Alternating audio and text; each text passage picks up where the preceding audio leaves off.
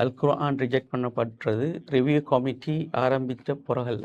Guideline ஒரு அது criteria வந்து ரிவ்யூ கமிட்டி தயாரிச்சது இல்லை.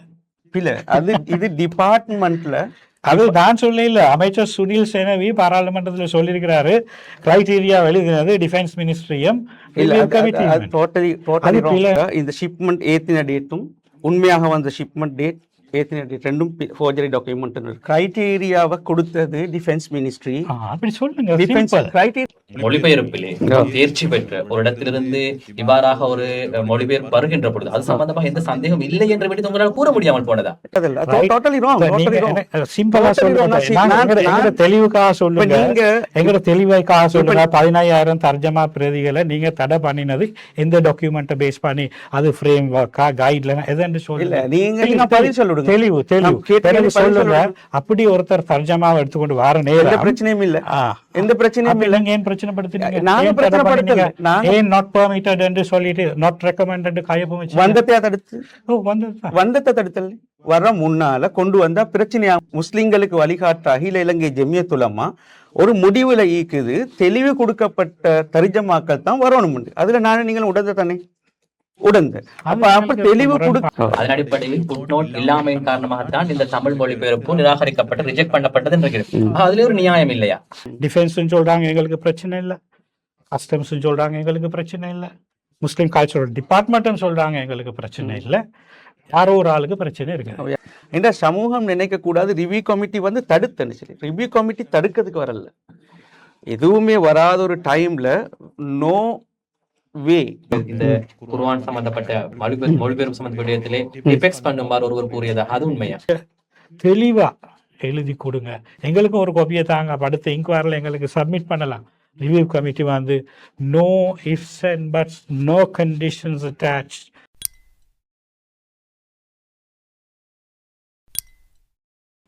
அஸ்ஸலாமு அலைக்கும் வரஹ்மத்துல்லாஹி வபரகாத்துஹு. மற்றும் ஒரு டாக் வித் யாசாரிஸ் நிகழ்ச்சியூடாக இன்றும் உங்களை சந்திக்கின்றோம்.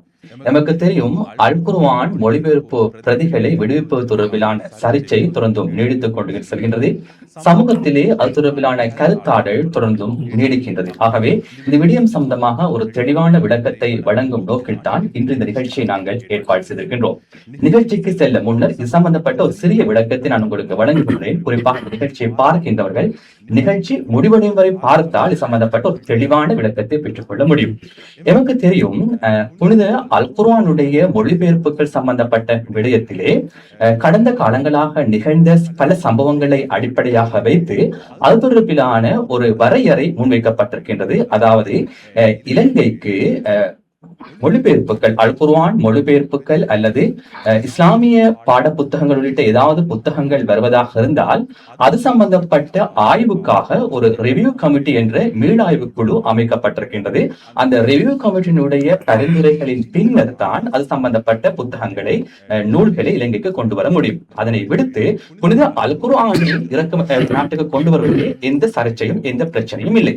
இந்த சந்தர்ப்பத்தில் தான் எமக்கு தெரியும், 2016ஆம் ஆண்டு இஸ்லாத்துக்கு எதிராக அல்லது இனவாத செயற்பாடுகள் அதிகரித்திருந்த ஒரு சூழ்நிலையிலே புனித அல் குர்ஆனில் காணப்படுகின்ற சில வசனங்கள் தொடர்பிலான சில சந்தேகங்கள் சிலரால் எழுப்பப்பட்டது. ஆகவே இவ்வாறான மிக முக்கியமாக அல் குர்ஆனில் குறிப்பிடப்படுகின்ற 33 இடங்கள் தொடர்பிலே அவ்வாறான சந்தேகங்கள் நிலவுவதாக தெரிவிக்கப்பட்ட குற்றச்சாட்டுகளை அல்லது அவருடைய முறைப்பாடுகளை அடுத்து அது சம்பந்தப்பட்ட விளக்கத்தை வழங்க வேண்டிய கடப்பாடு இஸ்லாமிய நெறிமுறைகளை பின்பற்றுகின்ற திணைக்களங்கள், அதே போன்று அலுவலகங்களுக்கு அவர்களுடைய கடமைகளாக அமைந்தது.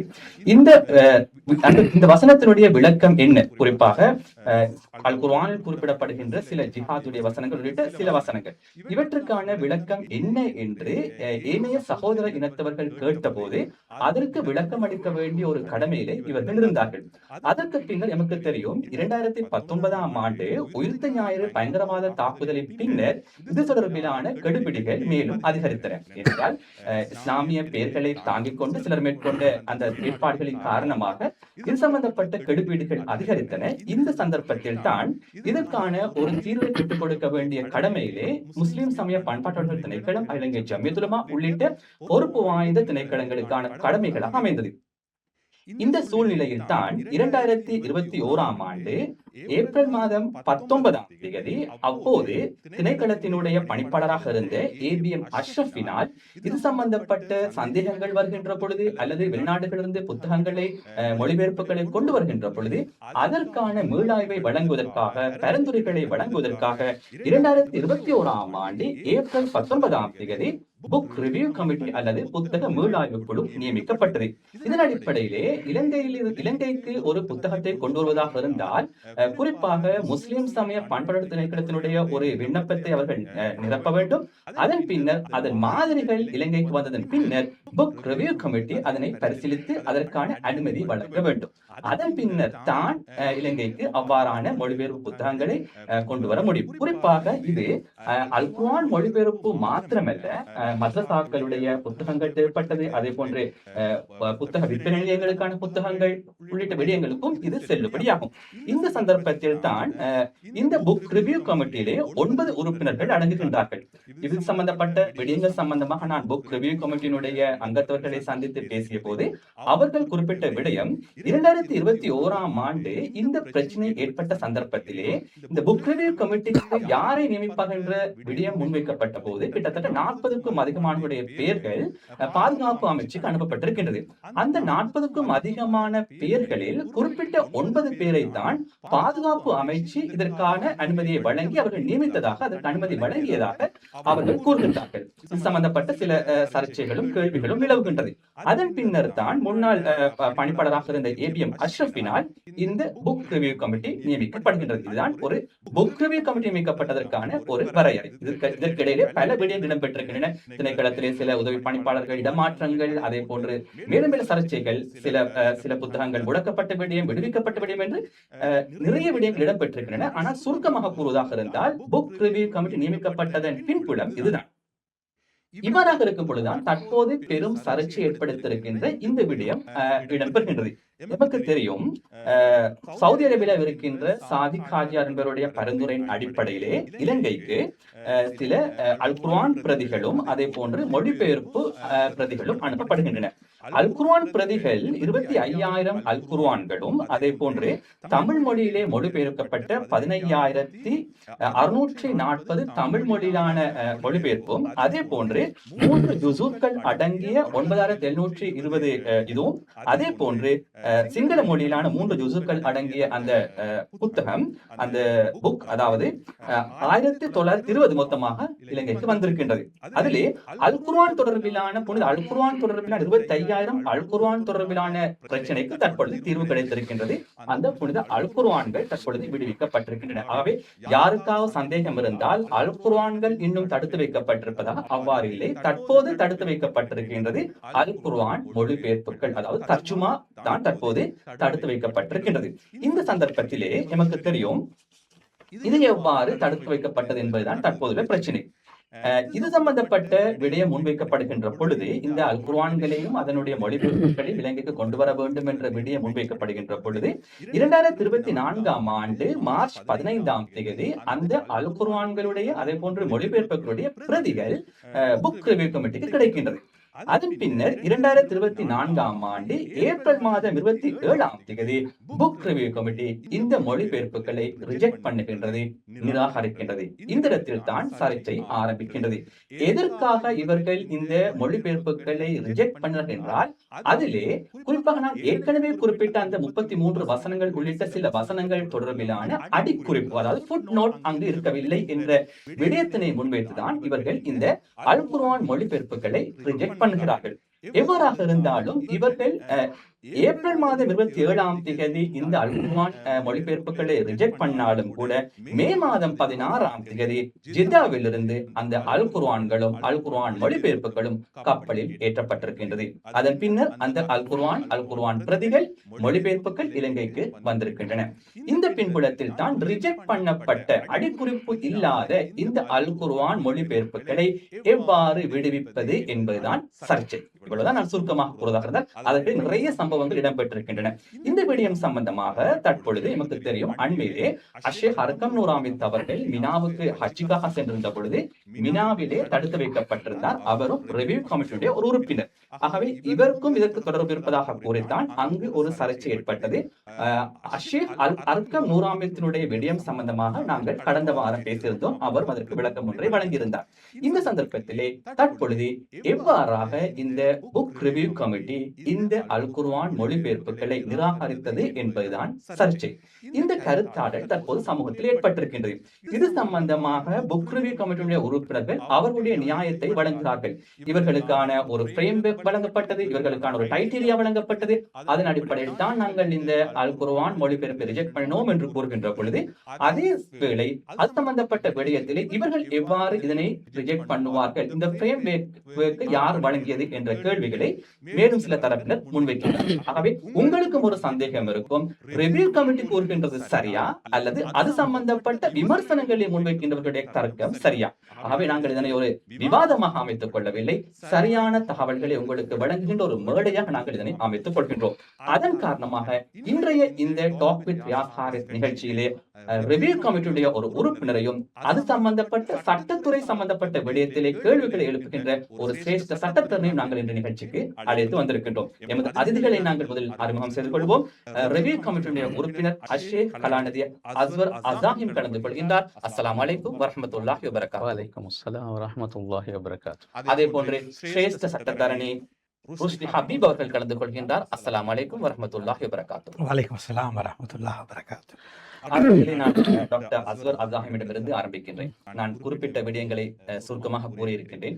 மக்களுக்கு இருக்கின்ற கேள்விதான், இந்த அல் குர்ஆன் மொழிபெயர்ப்புகளை, குறிப்பாக 15,640 தமிழ் மொழிபெயர்ப்புகளை ரிஜெக்ட் பண்ணதற்கான காரணம் என்ன, என்ன அடிப்படை நீங்கள் அதனை ரிஜெக்ட் பண்ணீர்கள் என்ற கேள்வியை மக்கள் கேட்கிறார்கள். அதற்கான ஒரு சிறிய பதிலை நாங்கள் வழங்குவோம். ஓகே, அல் குர்ஆன் ரிஜெக்ட் பண்ணப்பட்ட என்று சொல்றது, பிஸ்மில்லாஹிர் ரஹ்மானிர் ரஹீம், அல்ஹம்துலில்லாஹி ரப்பில் ஆலமீன். அல் குர்ஆன் ரிஜெக்ட் பண்ணப்பட்டது ரிவ்யூ கமிட்டி ஆரம்பித்த பிறகல்ல. அல் குர்ஆன் கடந்த காலங்களில் 2018 முதலாவதாக பி ஜெயினுல் ஆபிதீன் அவருடைய அல் குர்ஆன் கொண்டு வரப்பட்ட நேரம், அது சிங்கள மொழியில் டிரான்ஸ்லேட் பண்ணப்பட்ட நேரம். அந்த நேரத்தில் ஷமீல் என்ற ஒரு டிரெக்டர் இருந்தார். அவர் ஜெமியத்துல் உலமா ஏசிஜி கேட்குறாங்க, இந்த அல் குர்ஆன் டிரான்ஸ்லேஷன், இந்த பிரதிகள் இலங்கை முஸ்லீம்களுக்கு கொடுப்பதற்கு, அந்த நேரம் நான் முஸ்லீம்ஸை பார்க்குறத விட இலங்கை முஸ்லீம்களுக்கு கொடுக்கறதுக்கு இது பொருத்தமானதா என்று ஒரு லெட்டர் அனுப்பப்படுது. அந்த லெட்டருக்கு ஜெமியத்துல் உலமாவிலிருந்து பதில் எப்படி கொடுக்கப்படுதுன்னு சொன்னால், அதில் அதிகமான பிழைகளும், அது சம்பந்தமாக இந்தியாவை சேர்ந்த உலமாக்கள், அதுபோல் ஸ்ரீலங்காவில் இருக்கிற உலமாக்கள் ரிவ்யூ பண்ணின அடிப்படையில் அந்த அல் குர்ஆனுடைய அந்த டிரான்ஸ்லேஷன் சஹாபாக்களுடைய விஷயத்தில் மற்றும் அவருடைய சொந்த கருத்துக்கள் திணிக்கப்பட்டு இருக்கின்றது. அதனால் அது இந்த நாட்டுக்கு பொருத்தமில்லை என்ற முடிவில் அந்த நேரம் ஒரு இது கொடுக்கப்படுது. ரெண்டாவதாக ரிவ்யூ கமிட்டி உருவாக்கப்பட முன்னால் வருகுது CIS, சென்ட்ரல் ஃபார் இஸ்லாமிக் ஸ்டடீஸ்ன்னு சொல்லி, அதுக்கு 15,000 பிரதிகள் குர்ஆன் வருது. வந்த நேரத்தில் அந்த குர்ஆனையும் அதில் தனி குர்ஆனுடைய மொழிபெயர்ப்புகள் மாத்திரம்தான் வருது. அப்போ அது ஒரு பைபிள் மாதிரி அப்படி இருந்தால் இவங்களுக்கும் அதை திரிவுபடுத்தலாம் என்ற ஒரு நல்ல நோக்கத்தோடு ஜெமியத்துல் உலமா சொல்லுது, அந்த குர்ஆன் மக்கள் மத்தியில் டிஸ்ட்ரிபியூட் பண்ணுறதுக்கு இப்போ இந்த தடை செய்கிற என்று சொல்கிறது பப்ளிக் யூஸில் தான், ரெஃபரன்ஸுக்காக லைப்ரரி யூஸுக்காக இல்லை, பப்ளிக் யூஸுக்கு கொண்டு வரது எப்போவுமே இப்படியான ஒரு ப்ரொசஸில் தான் அல் குர்ஆன் போகுது. இதுக்கு முன்னால் மற்ற வரலாறுகள் இருக்குது. அல் குர்ஆன் சம்பந்தமான இதை சம்பவத்தை மட்டும் நான் சொல்கிறேன்.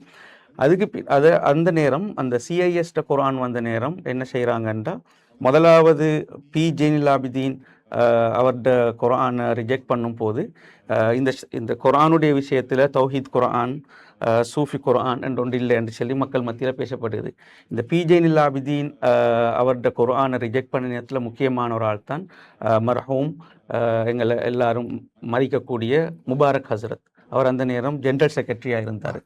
அவரும் அதோட தௌஹீத் என்று அந்த இருக்கக்கூடிய எங்களுடைய ஹாஷிம் சூரி ஹசரத் அவரும் அதில் சைன் பண்ணிக்கிறார். அந்த கடிதங்கள் எல்லாமே என் கையில் இருக்குது. அதுபோல் தற்காலிக முஃப்தியாக இருக்கின்ற தலைவராக இருக்கின்ற முஃப்தி ஹசரத், மற்றது இலியாஸ் ஹசரத் ஃபத்வாவுடைய இந்த 4 பேருடைய சைன்லையும் தான் பி ஜைனுல் ஆபிதீன் அவருடைய குர்ஆன் பொருத்தமில்லைன்னு சொல்லி நிப்பாட்டுறாங்க. அதோட நோக்கம் என்னென்னா பப்ளிக்கில் சரியான முறையில் இஸ்லாத்துடைய விஷயங்கள் முன்வைக்கப்படணும் என்று. 2வது சிஐஎஸ்ட குர்ஆனும் 15,000 பிரதிகள் அதுவும் தடுக்கப்படுகின்றது. அதே போன்று மலேசியாவில் இருந்து வந்த அல் குர்ஆனுடைய தர்ஜமாக்கள் அதுவும் ஜமியத்துல் உலமா அதனுடைய போதிய இந்த நாட்டுக்கு பொருத்தமான விதத்தில் இல்லை என்ற வகையில் அதுவும் தடை செய்யப்படுகிறது. 4 சம்பவங்கள் நடந்திருக்கின்றது. இதற்கான ஆதாரங்களை நான் முன்வைக்கிறதுக்கு கொண்டு வந்து வைக்கிறேன். இப்போது இருக்கின்ற சர்ச்சைக்குரிய விடயத்துக்கு நாங்கள் இந்த குர்ஆன் பிரதிகள் மொழிபெயர்ப்புகள் ஏன் எடுக்கப்பட்டது, எதற்காக நிராகரித்தீர்கள் இந்த ரிஜெக்ட் பண்ணி ரிவ்யூ கமிட்டி? ஓகே, 2010 இருந்து குர்ஆனுடைய வசனங்கள், எஸ்பெஷலி ஜிஹாதுடைய வசனங்கள், அந்நிய மக்களை அதை கொல்ல சொல்லுது, ஜிஹாதில் வந்த ஆயத்துக்களை எல்லாம் 2010 இருந்து இஸ்லாமோஃபோபியாவை வச்சு எல்லாரும் பேச ஸ்டார்ட் பண்ணிட்டாங்க. அந்த அடிப்படையில் 2010 இருந்தே முஸ்லீம் சமூகம் அதற்கான பதில்களை, ஸ்பெஷலி பர்டிகுலர்லி ஜமியத்துல் உலமா அதுக்கு பதில்களை வழங்கி கொண்டு இருந்துச்சு. சில நேரங்களில் அல் குர்ஆனை இலங்கையை சேர்ந்த சில உலமாக்கள் டிரான்ஸ்லேட் பண்ண பார்த்தாங்க. அதில் ஒரு ஆள் ஷேக் இஸ்மாயில் என்ற ஒரு ஆள், அவர் ரத்னபுரியை சேர்ந்தவர். அவர் அந்த அல் குர்ஆனை டிரான்ஸ்லேட் பண்ணுற நேரம் அந்த கேஸ் போகுது சிஐடிக்கு. சிஐடி அந்த சில குறிப்பிட்ட வசனங்களுக்கு போதிய விளக்கம் இல்லை, இது உண்மையிலே அந்நிய மக்களுக்கு அச்சத்தை ஏற்படுத்துதா, குர்ஆன் அந்நிய மக்களை கொல்ல சொல்லுதா என்று சிஐடி இருந்த ஒரு கடிதம் வருகுது டிபார்ட்மெண்ட்டுக்கு.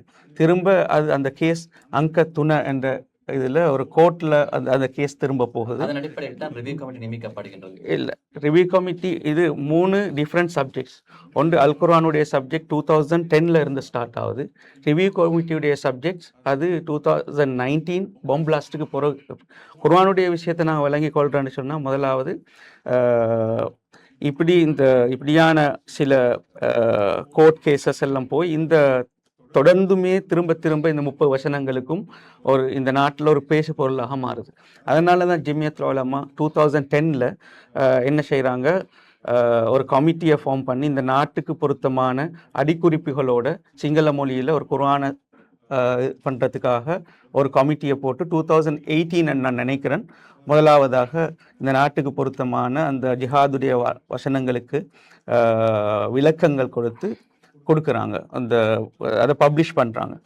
அப்போ நீங்கள் எங்களுக்கு தெரியும், சிரேஷ்ட சட்டத்தில் நீங்கள் தெரியும்னு நினைக்கிறேன், ராபிதாவுடைய ஒரு கான்ஃபரன்ஸ் நடக்குது, குர்ஆன் கான்ஃபரன்ஸ். அதில் ஒரு மதகுரு முஸ்லீம்கள் ஏன் எல்லா விடயங்கள்லையும் ஐசோலேட் ஆகிட்டு போகிறாங்க என்று நான் அதை தொடர்ந்தும் ரிசர்ச் பண்ணிட்டு வந்தேன்.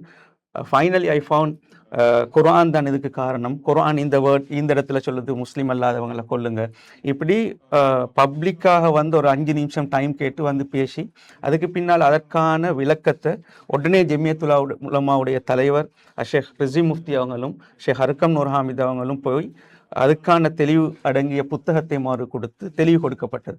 அப்போ இந்த விடயங்கள் கவனத்தில் எடுக்கப்பட்டு தான் ஜெம்மியாவுடைய சிங்கள டிரான்ஸ்லேஷனில் முபாரக் ஹசரத் அவங்க கூட எழுதுறாங்க, இந்த நாட்டில் சிங்கள மொழியில் இப்படி ஒரு குர்ஆன் வாரது மிச்சம் முக்கியம், அதிலும் இப்படியான சந்தேகமான ஆயாகளுக்கு விளக்கம் கொடுக்கப்படுகின்றது மிச்சம் முக்கியமான ஒரு அம்சம் என்றதை அவரோட ஃபோர்வர்டில் எழுதுகிறாங்க. இந்த அடிப்படையில் எங்களோட முஸ்லீம் உம்மாவே ஒரு முடிவில் இருந்தாங்க, திருக்குர்ஆனுடைய மொழிபெயர்ப்புகள் வரும்போது பர்டிகுலர்லி ஈஸ்டர் சண்டே அட்டாக்கு பிறகு அது அடிக்குறிப்புகள் இடப்பட்டு வர வேண்டும் என்றுதான் எல்லோருடைய ஏகோபித்த முடிவாகவும் இருந்துச்சு. ஃபுட் நோட் தேவை. அதுக்கு பின்னால் இந்த ஃப்ரேம் ஒர்க், அந்த ரிவ்யூ கமிட்டியுடைய விஷயம் நான் தெளிவாக சொல்கிறேன். ரிவ்யூ கமிட்டியும் கூட அதை தான் எங்களுடைய ஒரு ஷரத்தாக ஒரு கண்டிஷனாக வச்சோம். இந்த நாட்டில் இஸ்லாத்தையும் முஸ்லீம்களையும் ரசூலுல்லாவையும் தவறான முறையில் குர்ஆனையும் தவறான முறையில் விளங்கக்கூடாது, கோட் பண்ணக்கூடாது, அதை வச்சு இஸ்லாத்துக்கு ஒரு கெட்ட பேர் வரக்கூடாதுன்றதுக்காக இது ஃபுட்நோட் போடப்படணுமென்றது 2001 ரிவ்யூ கமிட்டி ஆரம்பித்த நாளிலிருந்து இந்த கண்ட்ரவர்ஷியல் இந்த கன்சைன்மெண்ட் வரும் வரையில் கிட்டத்தட்ட 3,88,000 குர்ஆன் பிரதிகள் தர்ஜமாக்களை வெளியே கொண்டு வந்திருக்கிறோம். இந்த கன்சைன்மெண்ட் வர முன்னாலேயே நாங்கள் சொன்னோம், இது இந்த அடிப்படையில் இல்லை, சாம்பிள் வந்த நேரம் சாம்பிள்லேயே நாங்கள் சொன்னோம், ஒன்றும் நீங்கள் கொண்டு வர முன்னால் இதுக்கான ஃபுட்நோட் அடிக்குறிப்புகளை வாசிங்கன்னு சொல்லி ஒரு ஸ்டிக்கரை போட்டு கொண்டு வரணும். அப்படி இல்லை இதுக்கான ஒரு வழியை செஞ்சு கொண்டு வர்றது தான் பொருத்தம்னு சொல்லியும் ரிஜெக்ட் பண்ணி ஒரு மாதத்துக்கு பின்னால் ஷிப்மெண்ட் போடப்படுது. ஷிப்மெண்ட் வந்து சேர்ந்த பின்னால் நாங்களும் வந்து சேர்ந்துட்டுது. அல்லாஹ்வுடைய குர்ஆனுடைய ஒரு பகுதி ஒரு பக்கத்தில் இருக்குது, ஒரு பக்கத்தில் டிரான்ஸ்லேஷன் இருந்தாலும் அப்போ அதை எடுக்கிறதுக்கான வழிமுறைகளை சமூக ஊடகங்களில் பேசுவதற்கு முன்னாலேயே நாங்கள் பல கடிதங்களும் பல முயற்சிகளும் எடுத்து நான் சொல்லிக்கொள்கிறேன். சிரேஷ்டா தன் ருஸ்டி ஹபீப் அவர்களே, தற்பொழுது பல்வேறு குற்றச்சாட்டுகள் சுமத்தப்படுகின்ற விடயம் தான் இந்த ரிவ்யூ கமிட்டிக்கு இதனை நிராகரிப்பதற்கான அங்கீகாரம் இல்லை என்ற விடயம். நீங்கள் ஒரு சிரேஷ்ட சட்டத்தரணி, முஸ்லீம் சமய விடயங்களிலே பல்வேறு துறைகளிலே சமூக சேவைகள் ஆற்றுகின்ற ஒரு சமூக விடயங்களை ஆற்றுகின்ற ஒரு சிரேஷ்ட சட்டத்தரணி, நீங்கள் ரிவ்யூ கமிட்டியினுடைய இந்த வகைபாகம் தொடர்பில் உங்களுடைய நிலைப்பாடு என்ன? உண்மையில் எங்களுக்கு ரிவ்யூ கமிட்டி சம்பந்தமான தனிப்பட்ட எந்த ஒரு பிரச்சனையும் கிடையாது. நண்பர் சகோதரர் டாக்டர் அஸ்வரா சாஹிம் அவர்கள் குறிப்பிட்டதை போல கான்டெக்சுவலி எந்த ஒரு டெக்ஸ்ட்டுக்கும் ஒரு ப்ராப்பர் எக்ஸ்பிளனேஷன் இருக்கிறதும் அதை சரியாக விளங்குறதும் தான் ரீடர்ஸோட ரொம்ப முக்கியமான விஷயம். குர்ஆன் அரபிக் லாங்குவேஜில் இறக்கப்பட்டு அதுவும் அந்த கன்வென்ஷனல் அரபிக்கில் இருக்கிற ஒரு டெக்ஸ்ட். அப்போ அதை இலகுவாக விளங்குறதுக்கு உலமாக்களுக்கு இலகுவாக இருக்குது. அதே நேரம் அதை எல்லாரும் வாசிக்கணும், அது எங்களுக்கு மீது கடமையாக இருக்குது. அப்போ இந்த குர்ஆன்களை இலங்கையில் கூடுதலாக தமிழ் பேசுகின்ற மக்கள் குர்ஆனை தமிழில் விளங்கி கொள்றதுக்கு உதவியாக இலங்கையில் மட்டுமில்லை உலகளாவிய தமிழ் பேசக்கூடிய மக்களுக்காக மதீனாவில் சவுதி அரசாங்கத்தால் ஹரம்னால் அன்றைய மன்னர்ட முயற்சியில் இது உலகத்தில் உள்ள சகல மொழிகளுக்கும் பிரதான மொழிகளுக்கும் மொழிபெயர்க்கும், தமிழ்லேயும் மொழிபெயர்க்கப்படும். அதைத்தான் எங்கட வாப்பாமார் உம்மாமார் எங்கட வீடுகள்லையும் இருக்கிற இதே இப்போ தடை செய்யப்பட்டு தடுத்து வைக்கப்பட்டிருக்கிற இதே குர்ஆனும் அதுக்குரிய தர்ஜமாவும் தான் இன்றைக்கும் எங்கட வீட்டுகளில் இன்றைக்கும் இருக்குது. அப்போ அந்த குர்ஆனை வாசித்த யாரும் ஜிஹாத பிழையா விளங்கி இந்த நாட்டில் தீவிரவாத செயல்களில் ஈடுபட இல்லை. ஆனால் அந்த வசனங்கள் தர்ஜமால இருந்ததோ இல்லையோ அரபிக் டெக்ஸ்டில் இருக்குதோ அவற்றை வேணுமென்றே பிழையாக விஸ்தரிக்கிறதுக்காக வேண்டி சில இனவாத அமைப்புகள் ஞானசாரத்தை என்று போகிற நபர்கள் இந்த இஸ்லாமோபியா கான்டெக்ஸ்டில் இருக்கிறாங்க. அப்போ அந்த பேக்ரவுண்டுக்குள்ளே தான் நான் நினைக்கிறேன் ஜமியத்துல் உலமா ரிவ்யூ கமிட்டி உண்மையிலே அவர்கள் ஒரு ஜெனுவினான நல்லெண்ணத்தோடு சில விஷயங்களை அவங்க செய்திருக்கலாம். ஆனால் மக்களுக்கும் எங்களுக்கும் இருக்கிற ஒரு பிரச்சனை என்னன்னு சொன்னால், கொண்டு வரப்பட்ட இந்த தர்ஜமா அடங்கியிருக்க குர்ஆன் பிரதிகள், குர்ஆன் வசனங்கள் அரபி மொழியிலையும் அதுக்கு அடுத்த பக்கத்தில் தமிழ் மொழியிலையும் இருக்கிற தர்ஜமாக்கள் தடுக்கப்பட்டதுக்கான காரணம் என்ன என்று சொல்லி இந்த நாட்டு மக்களுக்கு தெரிந்து கொள்றதுக்கான உரிமை ஒன்று இருக்குது. அதே போன்று தான் சவுதி அரசாங்கம் பிழையான ஒரு தர்ஜமாவை அங்கே பிரசுரிக்கிறாங்கன்னு சொன்னால் இலங்கை ஜமியத்துல் உலமா அதே போன்று ரிவ்யூ கமிட்டி சொல்கிறது போல் அவங்க அதை திருத்து கொள்ளணும். அங்கே சவுதி அரசாங்கம் தமிழ் மொழியில் அனுப்புகிற குர்ஆன் பிரதிநிதிகளூடாக ஜிஹாதை பிழையாக விளங்கி இங்கே உள்ள மக்கள் பிழையாக போயிடுவாங்க என்று சொல்லி அவங்க அஞ்சுக்கிறாங்க. அவங்களோட கருத்தில் இருந்து அது சரியானதா என்கிற விஷயத்தை நாங்கள் உற்று நோக்க வேண்டி இருக்குது.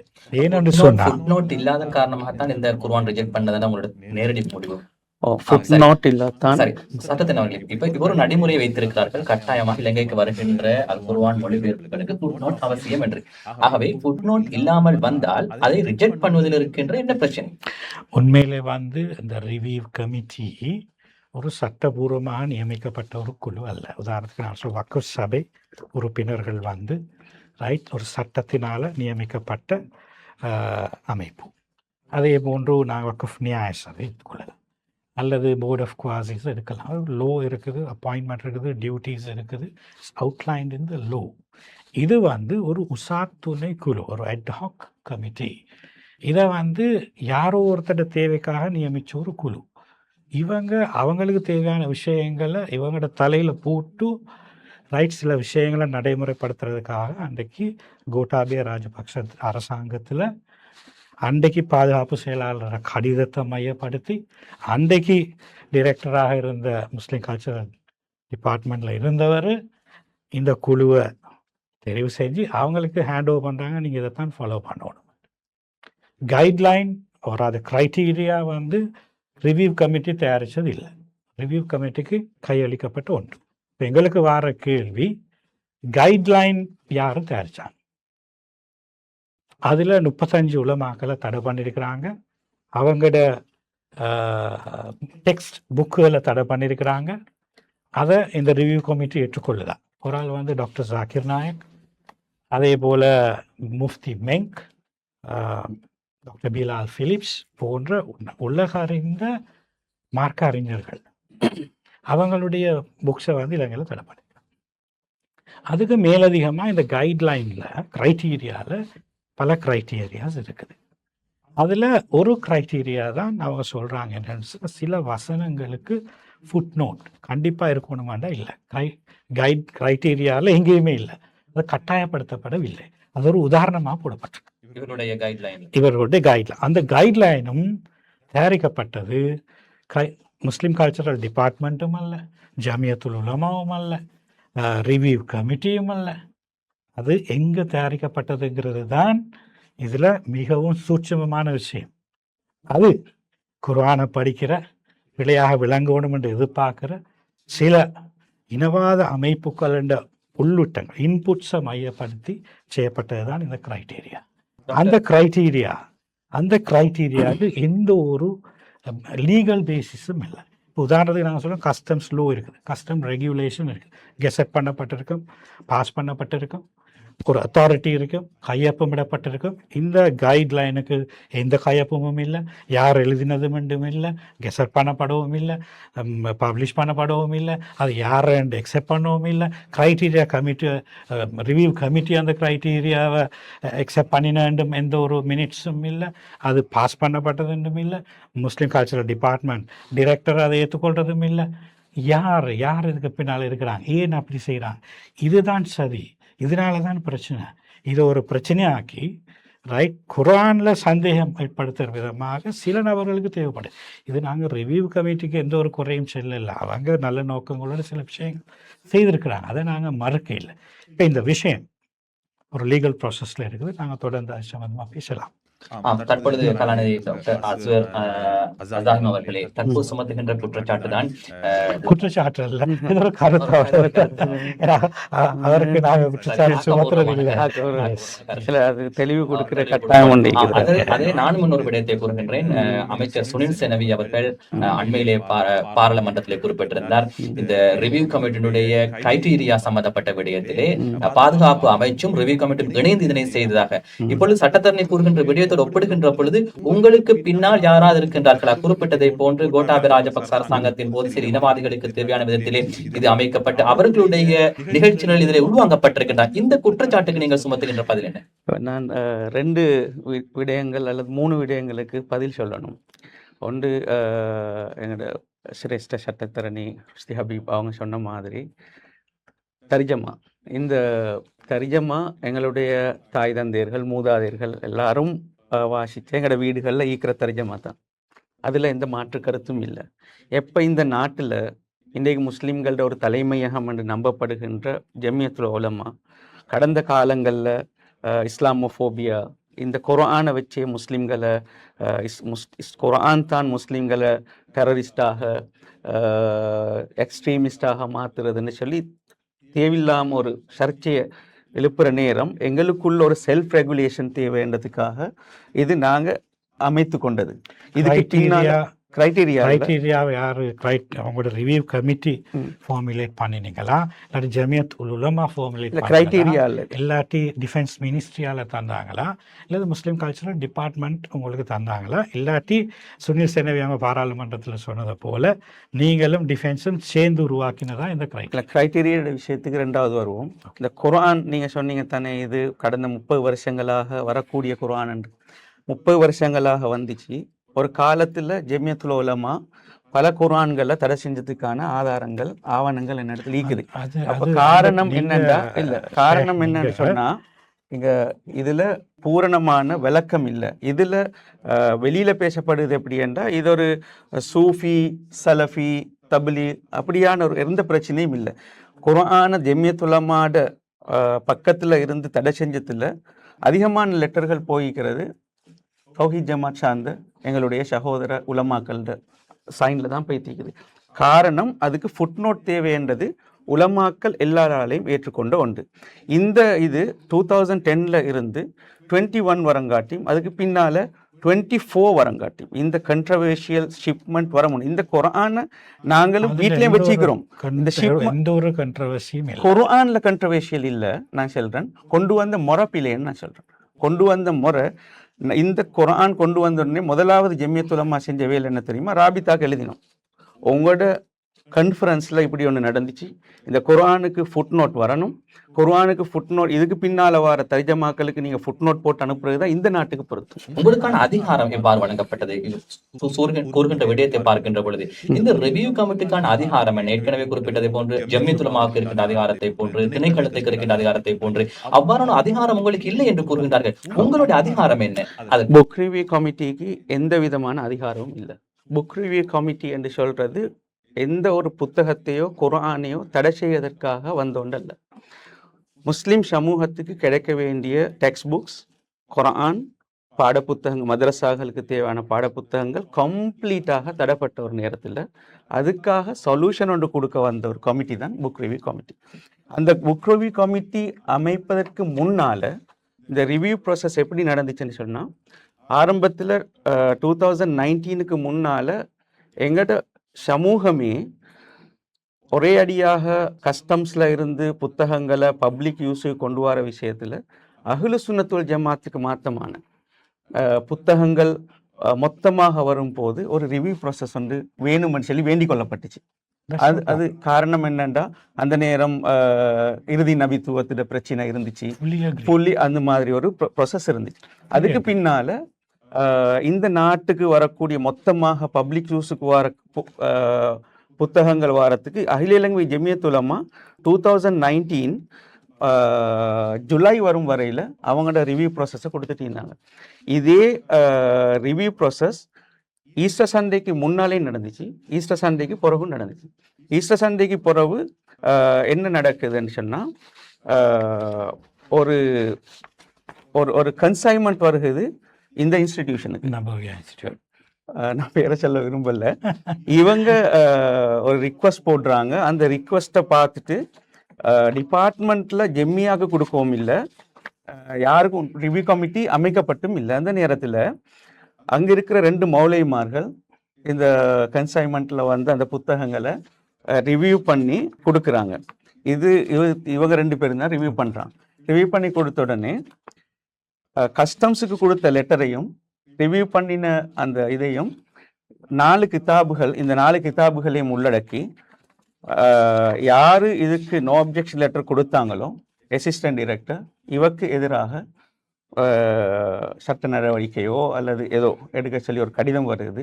அதோட அந்த புத்தகங்கள்ல அழகா போடுறாங்க, வெரி கிளியரா போடுறாங்க. சலஃபி மூமெண்ட்டுடைய கிதாபிக்குது, இமாம் இப்னு தைமியாவுடைய கிதாபிக்குது. இவங்களெல்லாம் ஐஎஸ்ஐஎஸ்க்கு ரூட் கோர்ஸ் ஆகிக்கிறாங்க இப்படி என்று ஒரு இதை நான் நம்புறேனா ஏற்றுக்கொள்றேனான்ற அது வேற விஷயம்.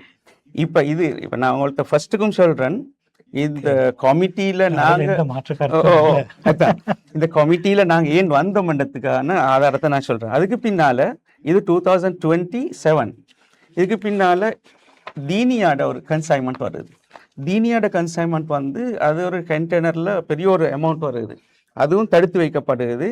இப்போ இதில் சொல்கிறாங்க இதுக்கு பின்னால் நீங்கள் டிஃபென்ஸுடைய கிளியரன்ஸ் இல்லாமல் புத்தகம் எதுவும் வரையலாது.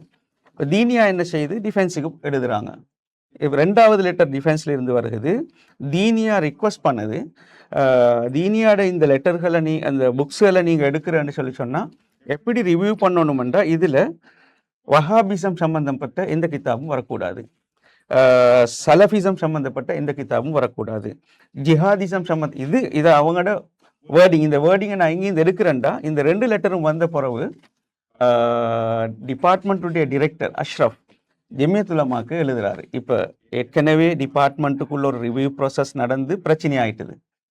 ஒரு அசிஸ்டன்ட் டிரெக்டருக்கு எதிராக விசாரணையும் நடக்குது.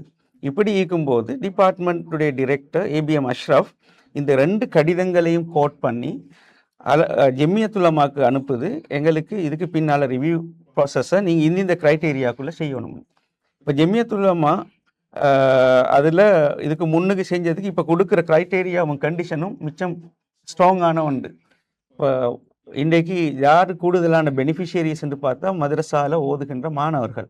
ஒரு 350 மதரசாக்களுக்கு தேவையுள்ள ஆயிரக்கணக்கான லட்சக்கணக்கான கிதாபுகள் கொண்டு வர வேண்டிய தேவைக்கு சவுதியில் இருந்து அல்ல, இந்தியா போன்ற நாடுகளில், மிஸ்ரில் போன்ற நாடுகளில் இருந்து தான் மதரசாவோட டெக்ஸ்ட் புக்குகள் வருது. அப்போ அந்த நிலைமையில் ரிவ்யூ கமிட்டி ஒன்று ஆரம்பிக்கணும். இது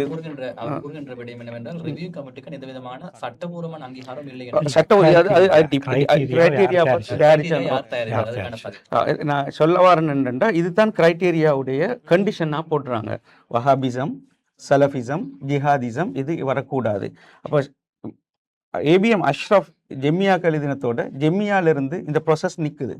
நின்ற பின்னால் அதுக்கு பின்னால் என்ன நடக்குதுன்னா பப்ளிக்கில் ஒரு பேப்பர் ஆர்டிக்கல் வருது, ஸ்ரீலங்கா இதுக்கு பின்னால் ரிலீஜியஸ் புக்ஸ் எதுவுமே கொண்டு வர முடியாதுன்னு டிஃபென்ஸ் மினிஸ்டர் வந்து சொல்கிறாரு.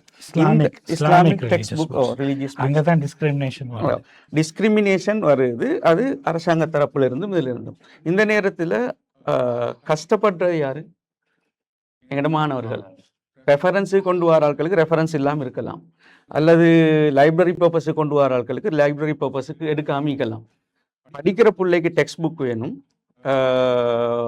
ஏற்கனவே வந்து டெமரேஜ் கட்டி கொண்டு இருக்கிறாங்க புக் ஷாப் ஆட்களும் இவங்களும். அந்த நேரத்தில் நாங்கள் வாலண்டியராக 9 பேர், அந்த 40 பேரை கொடுத்து 9 பேரை எடுத்து, அந்த நேரத்தில் எங்களோட குடும்பங்கள் கூட யோசித்தாங்க என்ன எங்களோட சிஐடி கிளியரன்ஸ் பார்க்குது. அப்போ இதுக்காக நாங்கள் உள்ளுக்கு வந்து கடந்த 2021 இருந்து 4 வரங்காட்டியும் வேலை செஞ்சு தீரும்.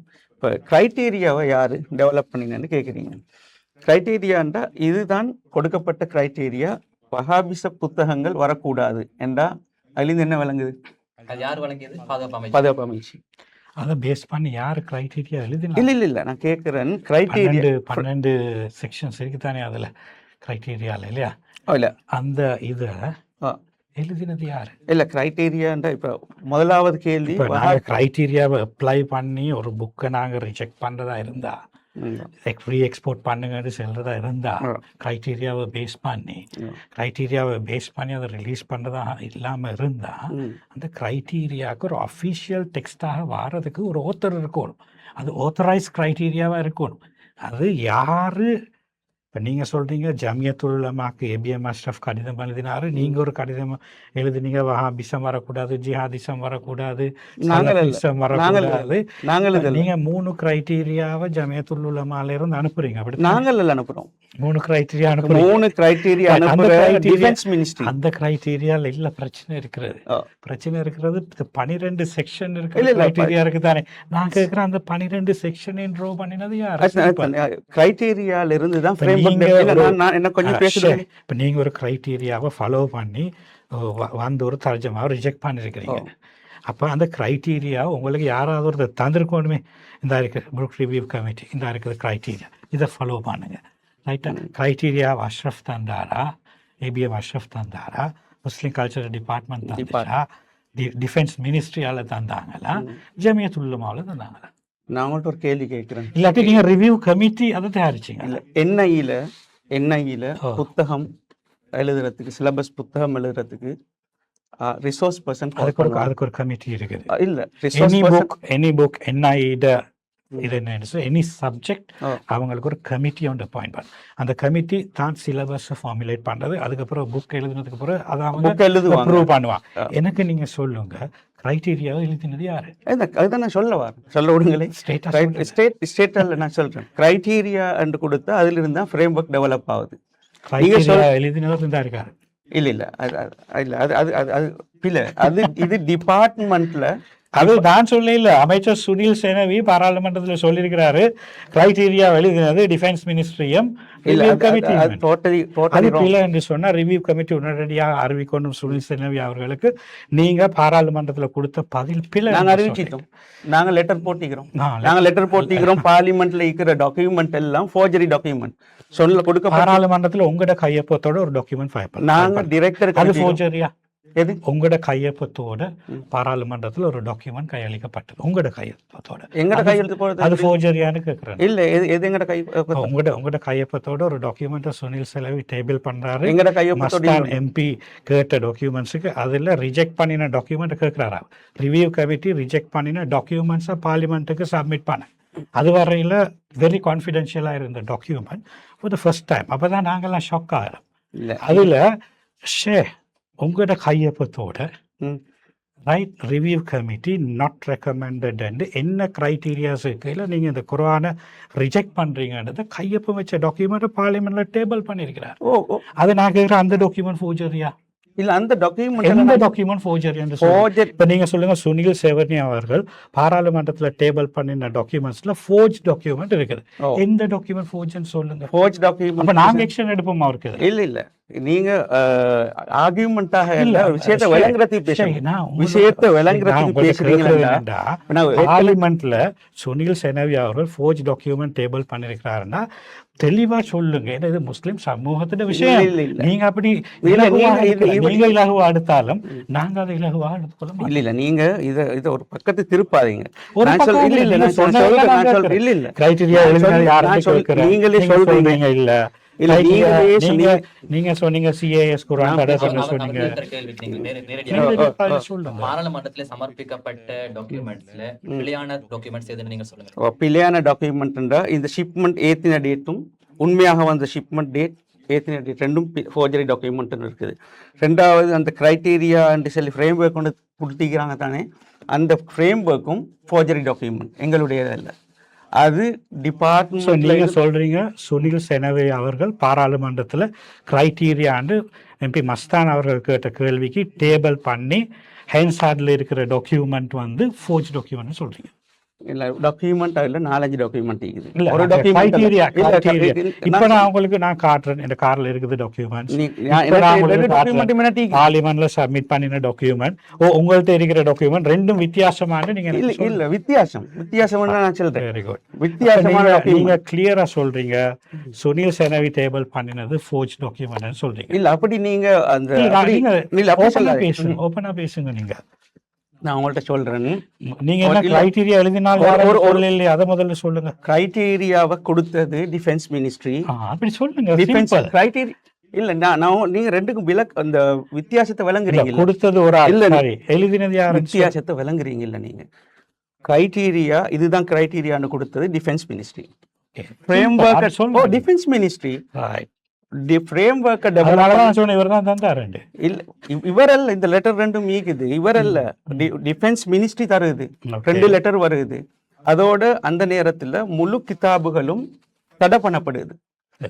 முழு கிதாபுகளும் தடை பண்ணப்படுது. இலங்கையில எந்த கிதாபும் வருது இல்ல. நீங்க இல்லைன்னு சொன்னா அதுக்கு ஆதாரம் காட்டுறோம். அதுக்கு ரீசன் என்னன்னு சொன்னா நபவியா டெக்ஸ்ட் புக்ஸ் வந்து அங்க இது பண்றேன் ரைட். அவங்க ரிக்வெஸ்ட் பண்ணுறாங்க எல்லா புக்களும் இஸ்லாமிய புக்களும் தடைங்கிறது பிழை ரைட்.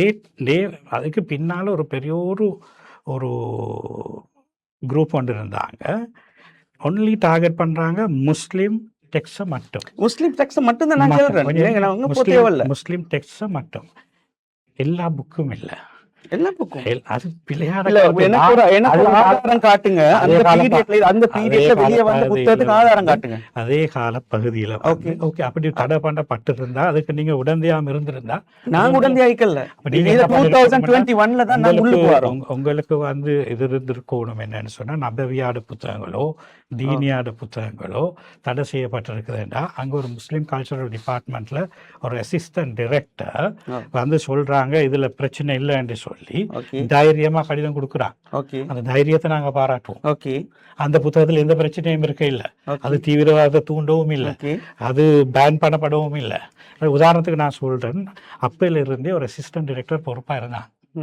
காரணம் என்னன்னா இந்த காதியானிசம் இதெல்லாம் வந்த நேரத்தில் எத்தனையோ வகையான இஸ்லாத்துக்கு எதிரான புத்தகங்கள், உதாரணத்துக்கு நான் சொல்றேன் சல்மான் ருஷ்டியோட சாட்னிக் வேர்சஸ்ங்கிற புக் எத்தனையோ முஸ்லீம் நாடுகளில் அந்த புக்கை தடை பண்ணினாங்க. அது வந்து கஸ்டம்ஸ் மூலம் கெசட் பண்ணப்பட்டு எத்தனையோ நாடுகளில் தடையாக இருந்த புக். அதுதான் கண்ட்ரவர்ஷியலான புக்கே தவிர மக்கால மதீனால ஹரம்ல அவங்க அஃபீஷியலா பிரிண்ட் பண்ற புக்ல எந்த ஒரு பிரச்சனையும் இருக்கே இல்லை.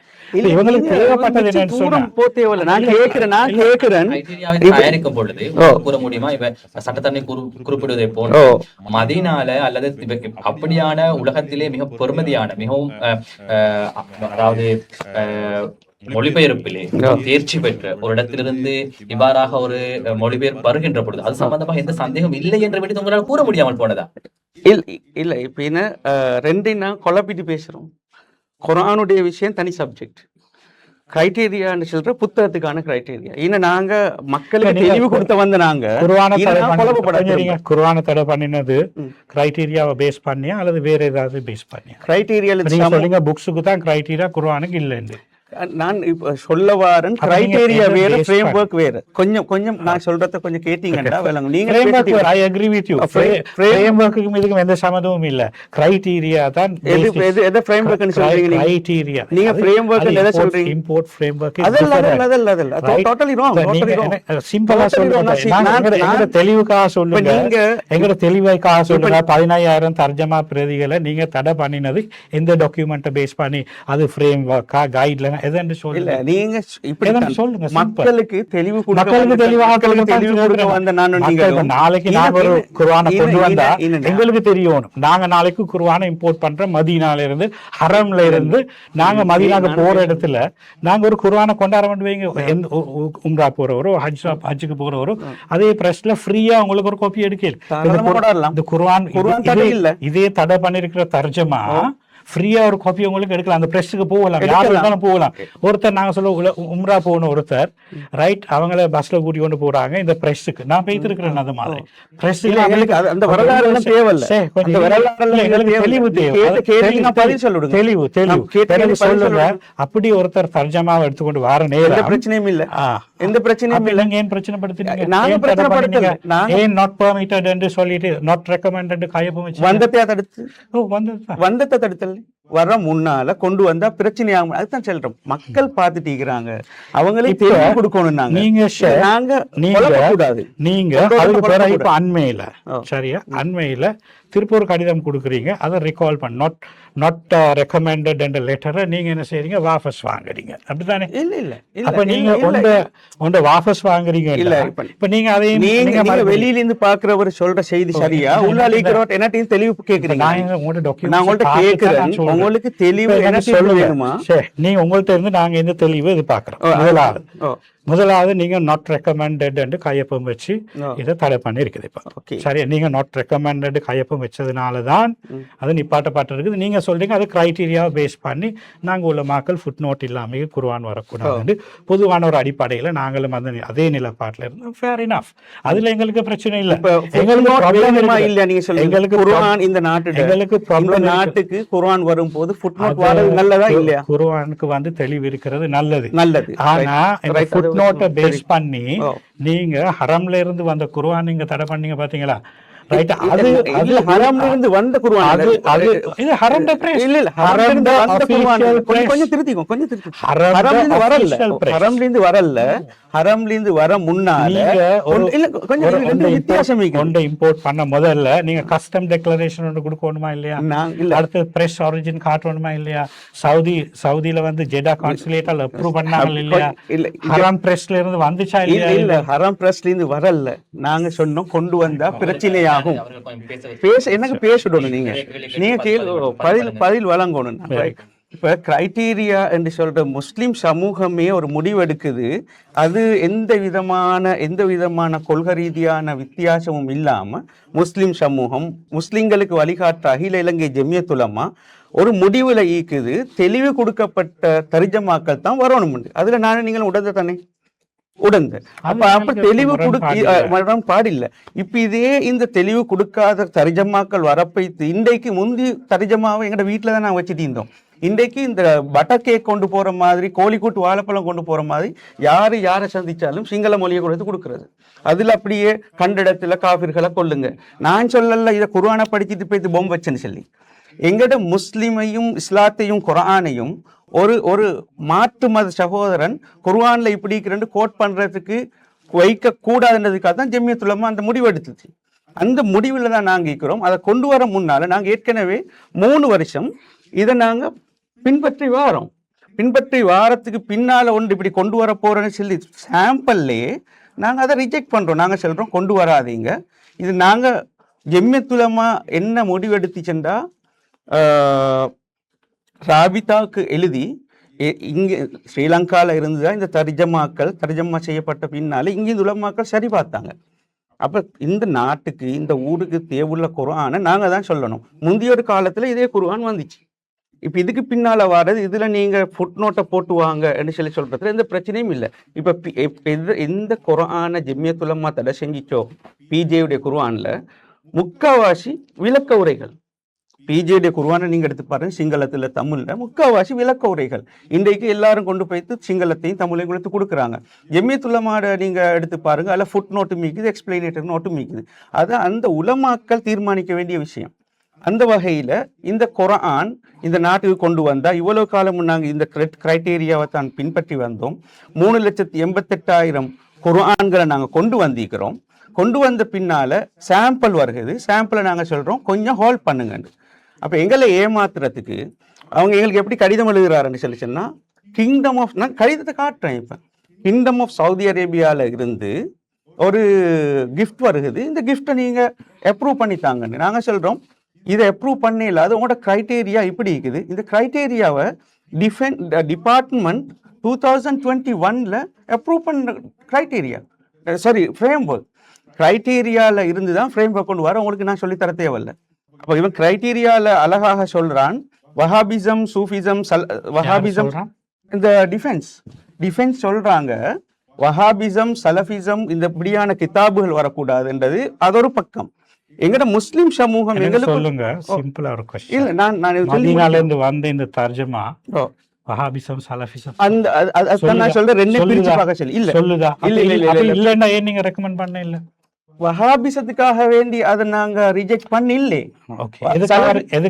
ஃபுட் நோட்டுக்கு தானே ஃபுட் நோட்டை தான் நான் சொல்லிட்டு வரேன் நாங்க ரெண்டே குழப்பப்படாது நான் ஃபர்ஸ்ட்ல இருந்து சொல்றேன் புத்தகங்களுக்கான கிரைட்டீரியா வேற குர்ஆனுக்கான கிரைட்டீரியா எங்கட உலமாக்கள் நீங்க சொல்லுங்க உங்களோட ரிஜெக்ட் பண்ணின உங்களோட ஃபார்ம் இருக்கு தானே இப்போ உங்களுக்கு முஸ்லிம் கல்ச்சரல் டிபார்ட்மெண்ட் டைரக்டர் ஒரு அப்ளிகேஷன் ஃபார்ம் வந்து தராரு அவர் தரவே தேவையில்லை அப்ளிகேஷன் ஃபார்ம் தரத்தான் வேணும் அவர் தரத்தான் வேணும் இல்ல அவர் தரத்தான் வேணும் அதான் நாங்க இப்ப சேலஞ்ச் பண்ணி இருக்கிறோம் இல்ல அவர் பெர்மிஷன் உங்கள்ட்ட கேட்க வேண்டிய அவசியம் இல்ல அது சட்டபூர்வமானது இல்ல இல்ல சார் நீங்க அத லீகலா பார்க்காதீங்க இப்படி பாருங்க அவர் எங்களை அப்பாயிண்ட் பண்ணினாலும் கேக்குற கேள்விக்கு சொல்லுங்க முஸ்லிம் கல்ச்சரல் டிபார்ட்மெண்ட் டைரக்டர் அஷ்ரஃபில் அதுக்கு பிறகு வந்தவர் ரைட்டா அவங்களுக்கு வந்து ஒரு அப்ளிகேஷன் ஃபார்ம் வந்து தராரு ரிவ்யூ கமிட்டி இந்த இது நீங்க எது ரிவ்யூ பண்ணி தாங்க ஓகே அப்போ அதில் ஃபுட் நோட் ஒரு விஷயம் இருக்குது அந்த ஃபுட் நோட் க்ரைட்டீரியாவில் சொல்லியிருக்கிறது என்னன்னு சொன்னால் உதாரணத்துக்கு ஜிஹாத் சம்பந்தப்பட்ட வசனங்கள். உதாரணத்துக்கு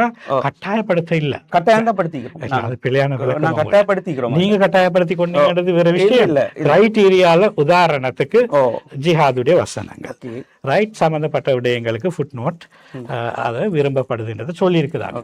சரியா? அப்ப நீங்க பல ரீசன்ஸுக்காக இந்த தர்ஜமாவை ரெக்கமெண்ட் பண்ண இல்ல. பல ரீசன் என்னென்ன ரீசன்? நீங்க அதுல நீங்க அந்த நம்பர்ஸ் கொடுத்துருக்கீங்க. நீங்க என்னத்துக்காக ரிஜெக்ட் பண்ணினீங்கன்றதை நீங்க மக்களுக்கு சொல்லுங்க. ரைட்டா? ஃபார்ம் இருக்குதா? நீங்க நாட் ரெக்கமெண்ட் கொடுத்த அதுல காட்டுங்க எத்தனை காரணத்துக்காக. ரெண்டு காரணம் இல்ல நீங்க கிரைட்டீரியா நம்பர்ஸ் பண்ணிருக்கீங்க.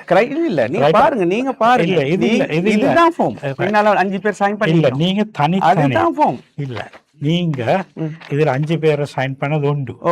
நீங்க தனித்தனியா ஒவ்வொரு மெம்பரும் என்ன பண்ணினீங்கன்னு சொன்னா கையொப்பம் வச்சுங்க. இது மீட்டிங் மினிட்ஸ். இது லீக்கிறது அது ஃபார்ம். அது ஃபோர்ஜரின்னு சொல்லுங்க எனக்கு. அது ஃபார்ம். அதுல ஒரு காலம் வருது. நீங்க எந்த கிரைட்டீரியா நம்பருக்கு கீழே இதை ரிஜெக்ட் பண்றீங்க. இல்ல சார், அதுல நீங்க ஒவ்வொரு மெம்பரும் கூட்டாக இல்ல தனித்தனியே கையொப்பம் வச்சிருக்கிறீங்க. அதுதான் பாராளுமன்றத்துல சமர்ப்பிக்கப்பட்டிருக்கிறது. இதுவும் சமர்ப்பிக்கப்பட்டிருக்கலாம். அது வேற விஷயம். நீங்க உங்களுடைய டாக்குமெண்ட் காட்டுங்க.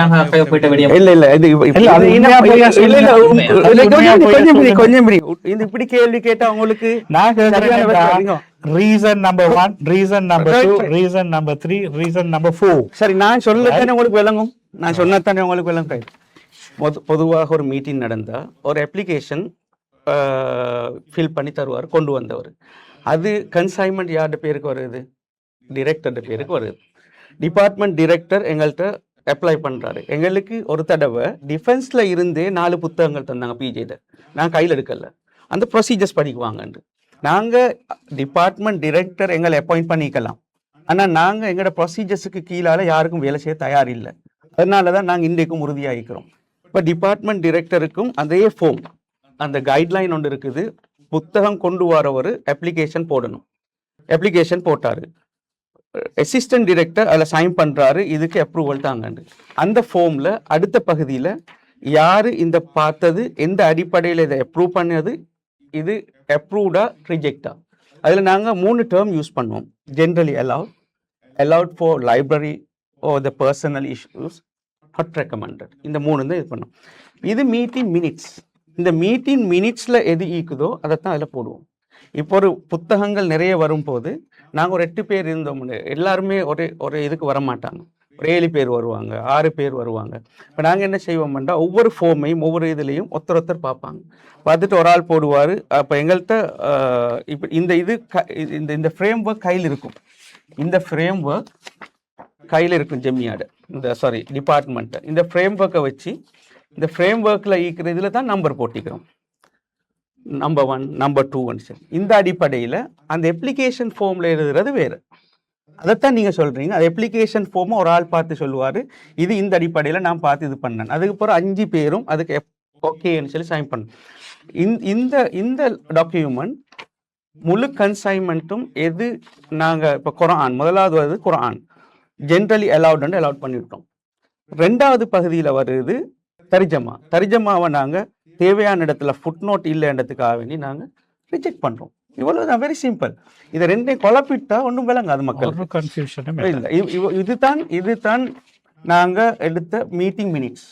இதுலேயும் அனுப்பினவருக்கு கொடுக்கப்பட்ட ஹாஃப், இதில் ஃபுல். இது அது கொடுத்தவங்க கொடுத்தாங்க. இதான் எல்லாம் மேனிபுலேஷன் தான். இப்ப இவர்களுடைய விடயம் என்னவென்றால், அந்த அவர்களுக்கு இருக்கின்ற வரையறைப்படி இவர்கள் குறிப்பிடுவதை போன்று அந்த வரையறைப்படி செயல்பட வேண்டும். அதன் அடிப்படையில் ஃபுட்நோட் இல்லாமையின் காரணமாகத்தான் இந்த தமிழ் மொழிபெயர்ப்பு நிராகரிக்கப்பட்டு ரிஜெக்ட் பண்ணப்பட்டது என்று. அதுல ஒரு நியாயம் இல்லையா? ஷேக் அவர்கள் சொன்னாங்க, மலேசியால இருந்து ஒரு குர்ஆன் வந்துச்சு, தடை பண்ணினாங்க. இந்த நாட்டுல மக்கள் யாருமே ஒன்றும் பேசல. பிஜே அவர்களோட குர்ஆன் வந்தது, ஜமியத்துல் உலமா அதுக்கு எதிர்ப்பு தெரிவிச்சாங்கன்னு சொன்னாங்க. யாரும் பெருசா சம்பந்தமாக பேசுவாரே இல்லை. மதீனால இருந்து ஹரம்ல இருந்து வந்த குர்ஆன், ஹரம்ல பிரஸ்ல இருந்து வந்த குர்ஆனை ஸ்ரீலங்கால தடை பண்ணி காலங்காலமா இந்த நாட்டு மக்கள் பாவிச்சு வந்த குர்ஆன் அதுல இருக்கிற ஜிஹாதின் வசனத்துக்கு பிற்குறிப்போண்டு இல்லை அடிக்குறிப்போண்டு இல்லைன்னு சொல்றதுக்காக வேண்டி அந்த குர்ஆன் இன்றைக்கும் வருஷக்கணக்காக அந்த குர்ஆன் வந்து இது பண்ணப்பட்டிருக்குது. நாங்க எதுக்கு முயற்சி செய்யறோம்னு சொன்னா, நாங்க ரிவ்யூ கமிட்டிக்கு வழக்கு போடலையே. நாங்க யாருக்கு வழக்கு போட்டிருக்கிறோம்? கஸ்டம்ஸுக்கு நாங்க வழக்கு போட்டிருக்கிறோம். ஏனென்று சொன்னா எங்கிட்ட பேசிஸ் கஸ்டம்ஸ் டெக்ளரேஷன்ல உள்ள குர்ஆன் தான் வந்திருக்குதுன்னு சொல்லி அவங்க இது பண்றாங்க. ஆனா அவங்க சொல்றாங்க என்னன்னு சொன்னா டிஃபென்ஸ் இதை தடுத்திருக்குது, அதனால விடையல. நாங்க கேள்வி கேட்கிறோம், இந்த வழக்கு இந்த குர்ஆனை அன்பளிப்பாக வழங்கின சாதிக்கின் ஹாஜியார் அவர்கள், அவர் அன்பளிப்பாக வழங்குறாரு ஜெண்டா கன்சியூலேட் த்ரூ ஸ்ரீலங்காட முஸ்லிம் கல்ச்சரல் டிபார்ட்மெண்ட். டிரெக்டர் வந்து அதை இம்போர்ட் பண்றாரு, தனிநபர்கள் இல்லை. இது இயக்க பிரச்சனை இல்லை, முஸ்லிம் கல்ச்சரல் டிபார்ட்மெண்ட் இதை இம்போர்ட் பண்றாங்க. அப்போ அந்த குர்ஆன் வந்து எங்க போர்ட்டுக்கு வருது, கஸ்டம்ஸுக்கு வருது. கஸ்டம்ஸ் வந்து இதை கிளியர் பண்றதுக்கு முதல்ல டிஃபென்ஸ் கிட்ட ஒரு கிளியரன்ஸ் வந்து கேட்குறாங்க. இல்ல இல்ல பிள்ளை இந்த இடத்துல பிள்ளை நான் இது கொண்டு வர முன்னால தான் ரிஜெக்ட் பண்ணப்படுது. நீங்க ரிஜெக்ட் பண்ணலன்னு சொல்லி கஸ்டம்ஸ் ரிஜெக்ட் பண்ணலையே. கஸ்டம் அதனால தான் ரிஜெக்ட் பண்ணிக்கிறோம். ராங். நோ இல்ல அது ரிஜெக்ட் கஸ்டம்ஸ் எங்க கஸ்டம் ரிஜெக்ட் பண்ண கடிதம் காட்டுங்க. இம்போர்ட் பண்ணதுக்கு அதான் சொல்றேன், கஸ்டம் ரிஜெக்ட் பண்ண இல்ல, இன்றைக்கும் கஸ்டம்ஸ் ரிஜெக்ட் பண்ண இல்ல. அதுதான் பிரச்சனை. டிஃபென்ஸ் கிளியரன்ஸ் கேட்கறாங்க, அவ்வளவுதான். Simple procedure. No no no customs உங்களுக்கு கஸ்டம்ஸ் லோ நான் சொல்லி தரேன். இல்ல இல்ல அதெல்லாம் அங்கே போக தேவையில்லை, எங்க விஷயத்தை மட்டும் பேசுவோம். சிம்பிள். நீங்க கொஞ்சம் எக்ஸ்பிளைன் பண்ண. இதுதான் நீங்க இதுக்கு தான் நீங்க பயப்படுறது. பயப்படுறதுக்கு கொஞ்சம் எங்களுக்கு சட்டமன்றம் இந்த நாட்டில் எந்த ஒரு பொருளையும் நீங்க இம்போர்ட் பண்றதா இருந்தா புக்ஸ் உட்பட அந்த புக்ஸை வந்து என்ன செய்யணும், கஸ்டம்ஸ்ல டிக்ளேர் பண்ணணும். கஸ்டம்ஸ் வந்து அங்க செக் பண்ணணும் என்னன்னா ப்ரொஹிபிட்டட் குட்ஸ்ன்ற ஒரு லிஸ்ட் இருக்கு, ரைட்டா? அதுக்கு ஒரு இது இருக்குது. அப்ப இது ப்ரொஹிபிட்டட் ஆனா இது ப்ரொஹிபிட்டட் இல்ல, இருந்தாலும் நீங்க தடை பண்ணி வச்சிருக்கிறீங்கன்றதான் எங்களோட கேள்வி கஸ்டம்ஸ். அப்ப கஸ்டம்ஸ் வந்து எக்ஸ்பிளனேஷன் என்ன சொன்னா, இதுக்கு டிஃபென்ஸ் அப்ரூவல் இல்லை. ஏன் டிஃபென்ஸ் அப்ரூவல் இல்லைன்னு சொன்னா ரிவ்யூ கமிட்டி வந்து இதை ரெக்கமெண்ட் பண்ணல. இங்கதான் பிரச்சனை வருது. அப்ப நாங்க ரிவ்யூ கமிட்டியை குறை சொல்லவும் இல்லை, ரிவ்யூ கமிட்டியோட இயலாமே நாங்க கேள்விக்கு உட்படுத்தவும் இல்லை. நாங்க போயிருக்கிற பேசிஸ் என்னன்னு சொன்னா, இந்த நாட்டுல குர்ஆன் மதீனாலேருந்து வரக்கூடிய தர்ஜமாவை நிப்பாற்ற அளவுக்கு இதுக்கு பின்னாலே யாரும் இருக்கிறாங்க. இதுக்கு பின்னாடியும் இது நடக்கக்கூடாது. முஸ்லீம் புத்தகங்களை குர்ஆன்களை மட்டும் மையப்படுத்தி இந்த வகையான ரெகுலேஷன்ஸ் வரக்கூடாது. இது வந்து டிஸ்கிரிமினேஷன் என்ற வகையில் சாதிக்கின் ஹாஜியார் என்ன செய்கிறாருன்னா, சட்டத்தரணி நலீமி ஷேக் ரிஸ்வான் ஒய்ஸ் மூலமாக ஒரு முறைப்பாட்டை ஹியூமன் ரைட்ஸ் கமிஷனுக்கு கொடுக்குறார். அந்த முறைப்பாடு சார்பில் ஜனாதிபதி சட்டத்தரணி ஜுஹைர் MM ஜுஹைர் அவர்கள் ஆஜராகிறாங்க. அந்த வழக்கில் கஸ்டம்ஸை கூப்பிடுறாங்க. எங்க ஹியூமன் ரைட்ஸ் கமிஷன் போன 14ஆம் தேதி இன்குவரி நடந்தது, ரைட்டா? கஸ்டம்ஸ்ட கேட்குறாங்க, நீங்க தடுத்து வச்சிருக்கிறீங்க, கஸ்டம்ஸ் லோ பிரகாரம் உங்களுக்கு என்ன அதிகாரம் இருக்குது தடுத்து வைக்கணும். கஸ்டம்ஸ்ல இருந்து வந்த ஆஃபீஸர் வந்து சொல்றாரு, நாங்க இதை தடுக்க இல்லை, எங்களுக்கு தடுக்கிறதுக்கான பேசிஸ் இல்லை, ஆனா டிஃபென்ஸ் கிளியரன்ஸ் ஒன்று இதுக்கு தேவைப்படுது. அப்ப டிஃபென்ஸை கூப்பிட்டான். டிஃபென்ஸால வாங்க, ஏன் உங்களுக்கு இதுக்கு டிஃபென்ஸ் கிளியரன்ஸ் தேவைப்படுது? டிஃபென்ஸ்ல லாயர் வரார் தொடர்ந்து இன்குவரிக்கு.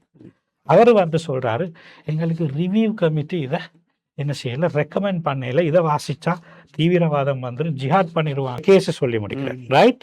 அப்ப டிஃபென்ஸால வராங்க, சொல்றாங்க, ஓகே கிரைட்டீரியா செக் பண்ணின ரிவ்யூ கமிட்டி நாட் ரெக்கமெண்டட் எங்களுக்கு அனுப்பியிருக்கிறாங்க. அதை தொடர்ந்து எங்களுக்கு இதை டிஃபென்ஸால கிளியர் பண்ண இயலாது.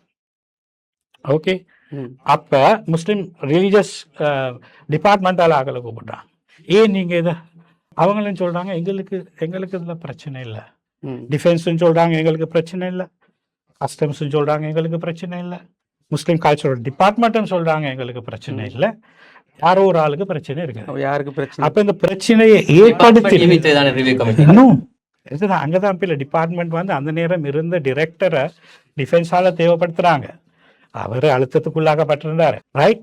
அந்த நேரம் இருந்த பணிப்பாளர் ரைட். இந்த ஈஸ்டர் சண்டே பின்னணியில் எல்லாரும் பயந்து போயிருந்தாங்க, உண்மைதானே? ரைட்டா அழுத்தத்துக்குள்ளாகப்பட்டிருக்கிறாரு. இப்படி ஒரு ரிவ்யூ கமிட்டி, நாங்கள் சொல்றதெல்லாம் கேட்கக்கூடிய ஒரு கமிட்டியை அப்பாயிண்ட் பண்ணுங்க. ரைட். அன்றைக்கு வந்து பொது பலசேனா, ஞானசார தேரர், குர்ஆனுக்கு இவங்களை விட கூடுதலாக குர்ஆனுக்கு விளக்கம் கொடுத்தது பொது மக்களுக்கு அவங்க தான். ரைட். அப்போ விளக்கம் கொடுத்தாங்க. அதை பேஸ் பண்ணினா அன்றைக்கு ஒரே நாடு ஒரு சட்டம்னு ஒரு ஆணைக்குழுவை கொண்டு தான் அவங்க வந்து இது எல்லாத்தையும் படித்தாங்க. அதுக்குள்ளேயும் எங்களோட முஸ்லீம் ஒரு ஆளை போட்டுக்கூடாங்க, அவரும் எதுக்கும் எதுக்கே இல்லை. ரைட். அந்த ஒரே நாடு ஒரு சட்டம் ஆணைக்குழுட அறிக்கை ரணில் விக்ரமசிங்க அவர்கள் ஜனாதிபதி கையொப்பமிடுறதுக்கு முதல்ல, ரைட், ஜனாதிபதி பின்கதவால் ஓடுற நேரம் கோட்டாபய ராஜபக்ஷ ஜனாதிபதி செயலகத்தில் அந்த அறிக்கை இருக்குது. முதலாவது சந்தர்ப்பம் ரணில் விக்ரமசிங்க அவர்களை சந்திக்கிற நேரத்தில், ரைட், ஒரு குழுவோடு நாங்கள் சந்திக்கிற நேரத்தில் நாங்கள் சொன்னது ஒரே நாடு ஒரு சட்டம் அறிக்கை வந்து ஜனாதிபதி கையொப்பமிட்டா வெளிவரும், அது வெளிவரக்கூடாது. ஏண்டா அது இனவாத அடிப்படையில் செய்யப்பட்ட வரையறைகளுக்கு உட்பட அவங்களுக்கு இப்படி ஒரு கிரைட்டீரியா கொடுத்துருந்தாங்க. ஏபிஎம் அஷ்ரஃப் அவர்கள் தான் அன்றைக்கு பணிப்பாளர். அப்போ அவர் இருந்த காலத்தில் என்னன்னு சொன்னா டிஃபென்ஸ் மினிஸ்ட்ரி அதை வந்து மறைக்கிறதுக்கு ஒன்றுமே இல்லை. இவரும் ஏற்றுக்கொள்றாரு, டிஃபென்ஸ் மினிஸ்ட்ரி தான் தந்தது. செனவியும் ஏற்றுக்கொள்றாரு, டிஃபென்ஸ் மினிஸ்ட்ரி தான் தந்தது. ரைட். ஏபிஎம் அஷ்ரஃபும் ஏற்றுக்கொள்றாரு, டிஃபென்ஸ் மினிஸ்ட்ரியோட கிரைட்டீரியா அவரோட கிரைட்டீரியா கிடையாது. டிஃபென்ஸ் மினிஸ்ட்ரிக்கு பின்னால இருந்தது யாருங்கிறது தான் கேள்வி. டிஃபென்ஸ் மினிஸ்ட்ரிக்கு பின்னால ஒரு குரூப் இருந்தாங்க, சரியா? அப்ப இது ஹியூமன் ரைட்ஸ் கமிஷன்ல லாஸ்ட் 14th வந்து இந்த இன்கொயரி வந்த நேரம் டிஃபென்ஸ்ல இருந்து வந்த லாயர் சொல்றாரு, எங்களுக்கு இதுல எந்த பிரச்சனையும் இல்லை, ஆல் மினிட்டோ, எங்களுக்கு இதுல எந்த பிரச்சனையும் இல்லை, ரிவ்யூ கமிட்டி இதை நாட் ரெக்கமெண்டடுங்கிற நேரம் எங்களால் இது பண்ணல. அதே இடத்துல அவர் குறிப்பிட்டார் ஒரு விஷயத்த, செக்யூரிட்டி கவுன்சிலில் ஜனாதிபதி பாதுகாப்பு அமைச்சர் வகையில் முப்படை தளபதிகள், அதே போல் ஒரு உளவு பிரிவுகள தலைவர்கள் எல்லாம் இருக்கிற டிஃபென்ஸ் கவுன்சிலில் இதை டிஸ்கஸ் பண்ணுறாங்க. டிஃபென்ஸ் கவுன்சிலில் ஒரு கடிதத்தை பார்க்குறாங்க. அந்த கடிதத்தில் இருக்குது இவங்கட எனது ரீஎக்ஸ்போர்ட்டுக்கு இதை ரெக்கமெண்ட் பண்ண ஒரு கடிதம். இவங்களோ யாரும், ரைட், அவர் ஒரு ரீஎக்ஸ்போர்ட் பண்ணுறதுக்கு இது பண்ணியிருந்தாங்க ஓமன்னு சொல்லட்டும். அப்போ ஜனாதிபதி சொல்கிறார், இது ரீஎக்ஸ்போர்ட் பண்ணுறதுக்கு எங்களுக்கு இது பண்ணியிருக்கிறாங்களே. அப்போ இதில் என்ன பிரச்சனை என்று சொன்னால், அன்னளவா ஒரு வருஷத்துக்கு மேலே அந்த கிடப்பில் இருக்கிற குரான்கள், அது இருக்கிற இடமே பிரச்சனைக்குரிய இடம், அதில் திருப்பி அனுப்பணும்னு சொல்கிறாங்க, சரியா? அப்போ இது கோட்டாபேட காலத்தில் அனசாரத்திற்கு தேவையான விதத்தில் ஒரே நாடு ஒரு சட்டத்துக்கு கீழே முஸ்லீம் இன்றைக்கு அந்த கலாச்சார உடைகளுக்கு, மத ரீதியான உடைகளுக்கு தடையை ஏற்படுத்தினது 2020 2019 மைத்ரி அவரோட காலத்தில் அப்போது இருந்த பொது நிர்வாக செயலாளர் வந்து சர்க்குலர் அனுப்புகிறார். அதில் ஹிஜாப் சம்மந்தமாக, பாய் கல்ச்சர் சம்மந்தமாக எதுவுமே இல்லை. இப்போ நாங்கள் ஒரு குழு போய் மைத்ரி விக்ரமசிங்க அவரோட பஜன் ஸ்ட்ரீட் வீட்டில் சந்தித்து நாங்கள் சொன்னோம், இந்த சுற்று நிருபம் வந்து இனவாதத்தை தூண்ட போகுது. அப்போ அவர் திருப்ப அதுக்கு ஒன்று போட்டு இன்னொரு சுற்று நிருபத்தை கொண்டார். அதில் தான் இருக்குது, மத ரீதியான கலாச்சார ரீதியான ஆடைகள்னு வார நேரம் அவர்கள் யூனிஃபார்முக்கு மேலதிகமாக அணிகிறதுல எந்த தடையும் கிடையாது. அதே சுற்று நிருபத்தை 2022 கோட்டாபய ராஜபக்ஷ வந்து என்ன செய்யறாருன்னா கொஷ் பண்றாரு.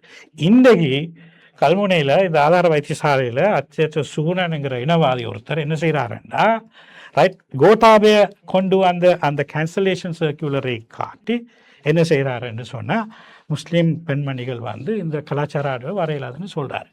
நான் என்ன சொல்கிறேன்டா, இந்த க்ரைட்டீரியாவை இவங்களுக்கு கொடுத்தது ரைட் அன்றைக்கு இருந்த டிஃபென்ஸ் மினிஸ்ட்ரி கோட்டாபேக்கு கீழே.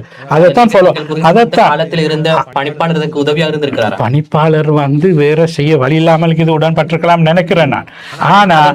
ஆனா நாங்க பாராட்ட வேண்டிய ஒரு ஆள் இருக்கிறார். அன்றைக்கு ஒரு அசிஸ்டன்ட் டைரக்டர் ஒருத்தர் இருந்தார், ரைட். அவர் சொன்னார், இதுல வஹாபிசமோ சாலபிசமோ அதெல்லாம் பிரச்சனை இல்லை, ரைட், இதுல எந்த தீவிரவாதத்தை தூண்டுற ஒரு விஷயமும் இல்லை.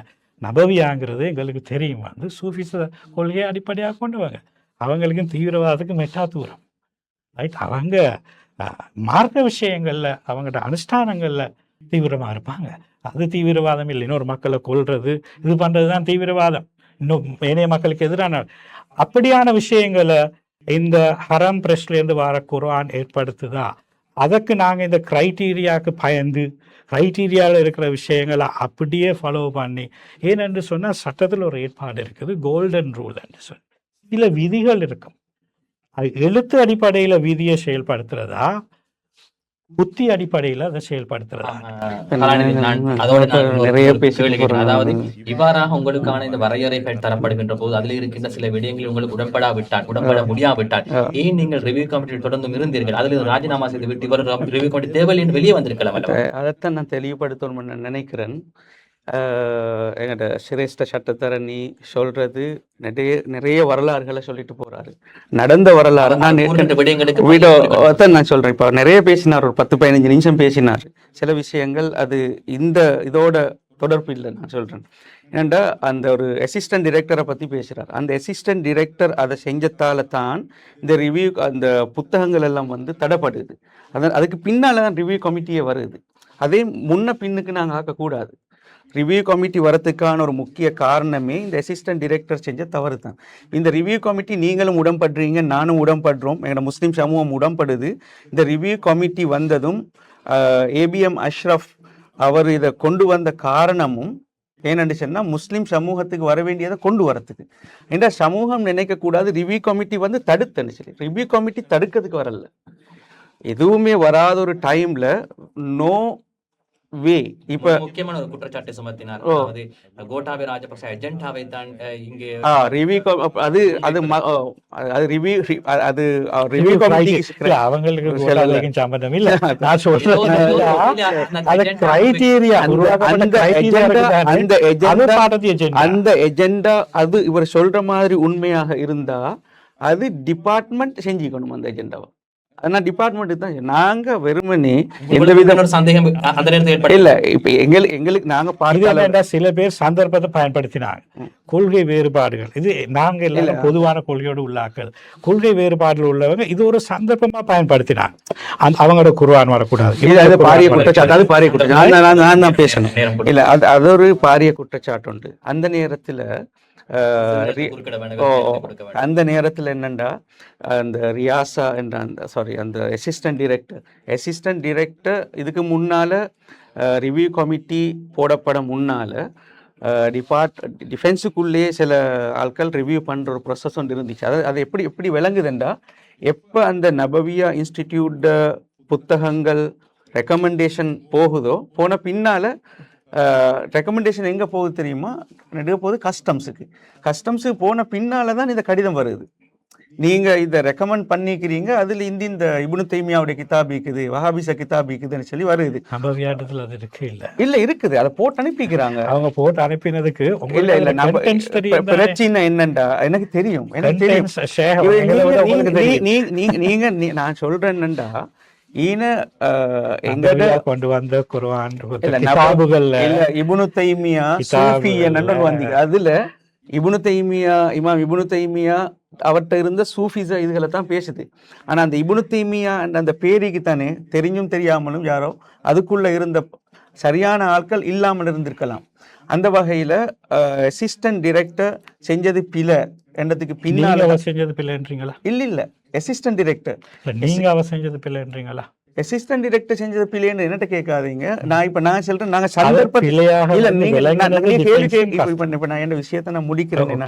அசிஸ்டன்ட் டிரெக்டர் ஒரு பிள்ளையை செஞ்சான்னு தான் ஒரு பாரிய குற்றச்சாட்டு டிரெக்டருக்கு வருது. அதுக்கு பின்னால இன்னொரு கடிதம் வருது, வஹாபிசம் சலபிசம் சூஃபின் ஒன்றும் வரக்கூடாதுன்னு. இப்படி பார்க்கும் போது எல்லா புத்தகங்களும் தடப்பட்டிருக்கிற நேரத்துல நாங்க as a முஸ்லீம் ஒரு ஸ்காலர் நாங்கள் என்ன செய்யணும்? மദ്രസാக்கான புத்தகங்களை கொண்டு வரணும்.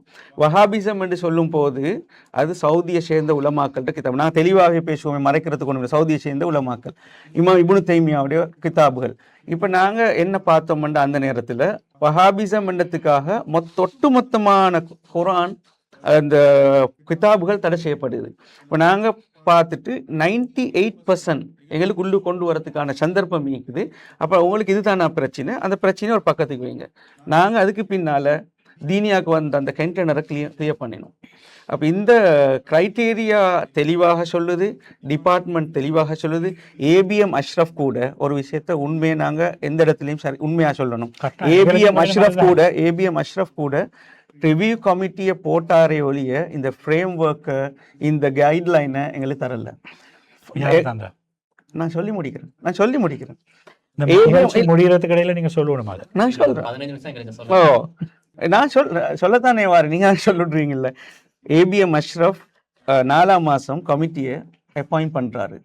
12ஆம் மாதம் ஏபிஎம் அஷ்ரஃபை ஏதோ ஒரு பொலிட்டிக்கல் ரீசனுக்காக அவர் வேற இடத்துல ட்ரான்ஸ்ஃபர் பண்ணப்படுறாரு. 12ஆம் மாதம் வரையில் வந்த கிதாபுகள் இல்லை 12ஆம் மாதம் வரையில் வந்த கிதாபுகள் எல்லாம் தடை செய்யப்படுது, அப்படியே ஈக்குது, டெமரேஜ் கட்டி ஈக்குறாங்க.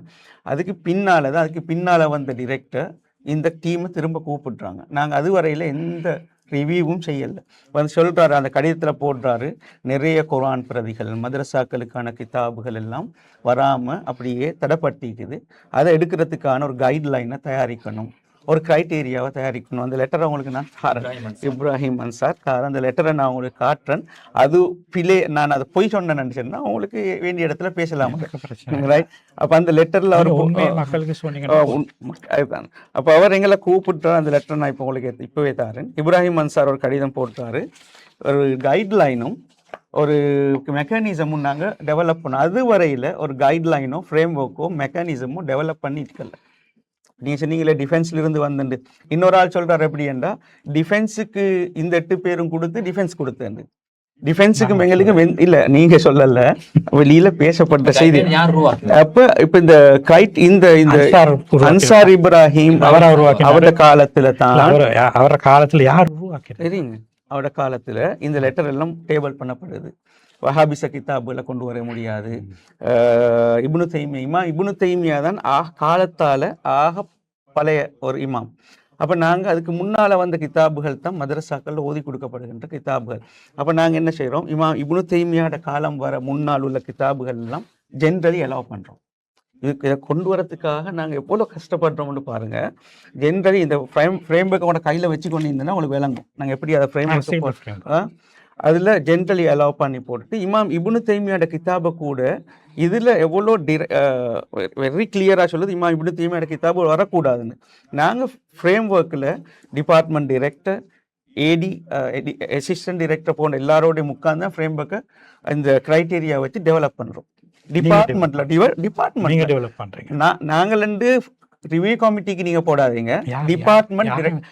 நீ யாராவது அதை செய்திருந்தா இந்த நாட்டு முஸ்லிம் மக்கள் அதை தெரிஞ்சுக்கொள்ளணும். ஐட்லைன் பை பக்கம் அதை லிஸ்ட் பண்ணுங்க. அதுதான் சொல்றேன், கிரைட்டீரியா கொடுக்கப்படுது டிபார்ட்மெண்ட் டிஃபென்ஸால, இந்த கிதாபுகள் இவங்க வரக்கூடாதுன்னு. அதுக்கு பின்னால டிபார்ட்மெண்ட் டிரெக்டரோட தலைமையின் கீழே நாங்கள் இப்ராஹிம் அன்சார் தலைமையின் கீழே இது 29ஆம் தேதி 12ஆம் மாதம் டெவலப் பண்ணப்படுது. யார் யார் இந்த புக் ரிவ்யூ கமிட்டியோட 9 பேர், டிபார்ட்மெண்ட்ல இருக்கிற ஸ்டாஃப், இவர்ட கண்காணிப்பு கீழே. யாரு? இப்ராஹிம் அன்சார் இதுல கிரைட்டீரியா போட்டாரா, பண்ணினாரா? இல்ல, இப்ராஹிம் அன்சார் கிரைட்டீரியா போட்டோம். நீங்க சொன்னீங்களா, சேர்ந்து தான் நாங்க டெவலப் பண்ணினோம். யாரு போட்டாரு? நீ பாக்க, நீ அப்படியே ப்ளேமை கொண்டு வர. ப்ளேம் இல்ல, நான் சேலஞ்ச் ஏன்னு சொன்னா, முஸ்லிம் சமூகம் சார்புல இந்த குர்ஆன் தடைப்பட்டதுக்கு பொறுப்பான காரணங்களும் தெரியும். ஏனென்று சொன்னா, பாராளுமன்றத்துல சுனில் சேனவியாவுக்கு சொல்றாங்க, டிஃபென்ஸும் அவங்களோட ரிவ்யூ கமிட்டியும் சேர்ந்து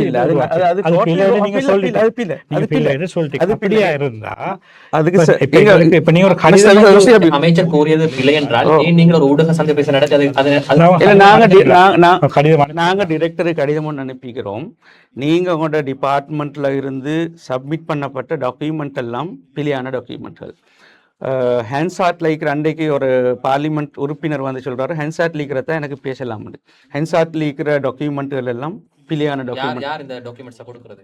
பொதுவாக இந்த இந்த இந்த ரிவ்யூ கமிட்டி போட்ட நேரம் கவர்மெண்ட் இருந்தது கோத்தாபய ராஜபக்ஷ. இந்த குர்ஆன் வந்தது இந்த இந்த என்பிபி கவர்மெண்ட்ல அல்ல, முச்சங்காலத்துக்கு முன்னுக்கு நடந்த விஷயங்கள். இப்போ இந்த மினிஸ்டர் கூட காலப்போக்கில் புதுசாக வந்து ஒரு ஆள், அவர் ஒரு தேவையான ஒரு ஒரு கிளாரிஃபிகேஷன் தேவைன்னா என்ன செய்வார், டிபார்ட்மெண்ட்டில் கேட்பார்.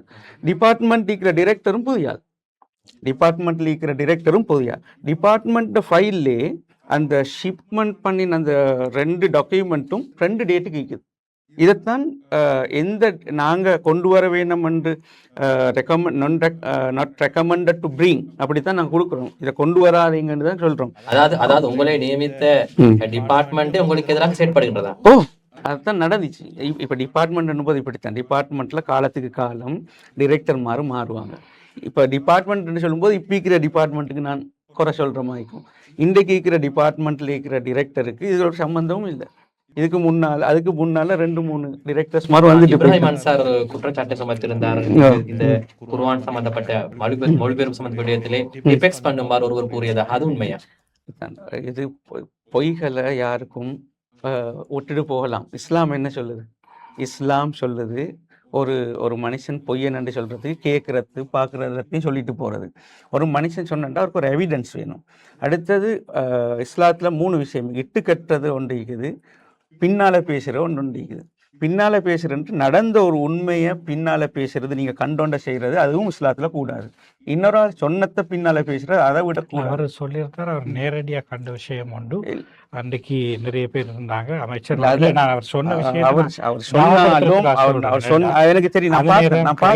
கிரைட்டீரியால இந்த கமிட்டி, இந்த ரிவ்யூ கமிட்டில இந்த மெம்பர் ஒரு ஆள் என்னன்னு சொன்னா, எங்களுக்கு வந்து XYZ பிரச்சனை இல்லை சொன்னதா சொல்றாரு. அவர் சொன்னாரு, அதை ஏற்றுக்கொள்ளலுமா? நீங்க சொல்லுங்க தெளிவா. அப்படி எதுவுமே கிரைட்டீரியா அந்த ரிவ்யூ கமிட்டில யாருமே சொல்லல. இது வந்து பொதுமக்களுக்கு சொல்ல. அதைத்தான் நான் சொல்றேன். ஒரு கிரைட்டீரியா இதுல இல்ல, ரிவ்யூ கமிட்டி இல்ல. இப்ராஹிம் அன்சார் பேச்சாளர் நான் சொல்ல வரது பொதுமக்கள் என்ன சொல்ல வரணும்டா, ரிவ்யூ கமிட்டி மெம்பரா இருந்தாலும் சரி, ஒரு பெரிய ஒரு முஃப்தி சொன்னாலும் சரி, அது ஒரு குஃபர், காஃபிரா பேசுவார். குர்ஆன் ஒரு வசனத்தை டிபெக்ஸ் பண்ணுங்கன்ற குஃபர் அப்படி ஒருவர் சொல்லுவாரா? சொல்ல முடியும். அப்ப இந்த கடிதம் இப்ப அதுக்கு பின்னால நாங்க அந்த 29ஆம் தேதி இப்ராஹிம் அன்சார்ட்ட கொடுக்குறோம். உங்களோட நீங்க தந்த கிரைட்டீரியா படிக்கி இது அழகா நீங்க சொன்னீங்க. அவர் தந்த கிரைட்டீரியா இல்லையே, நீங்க எல்லாம் சேர்ந்து டெவலப் பண்ணின கிரைட்டீரியா.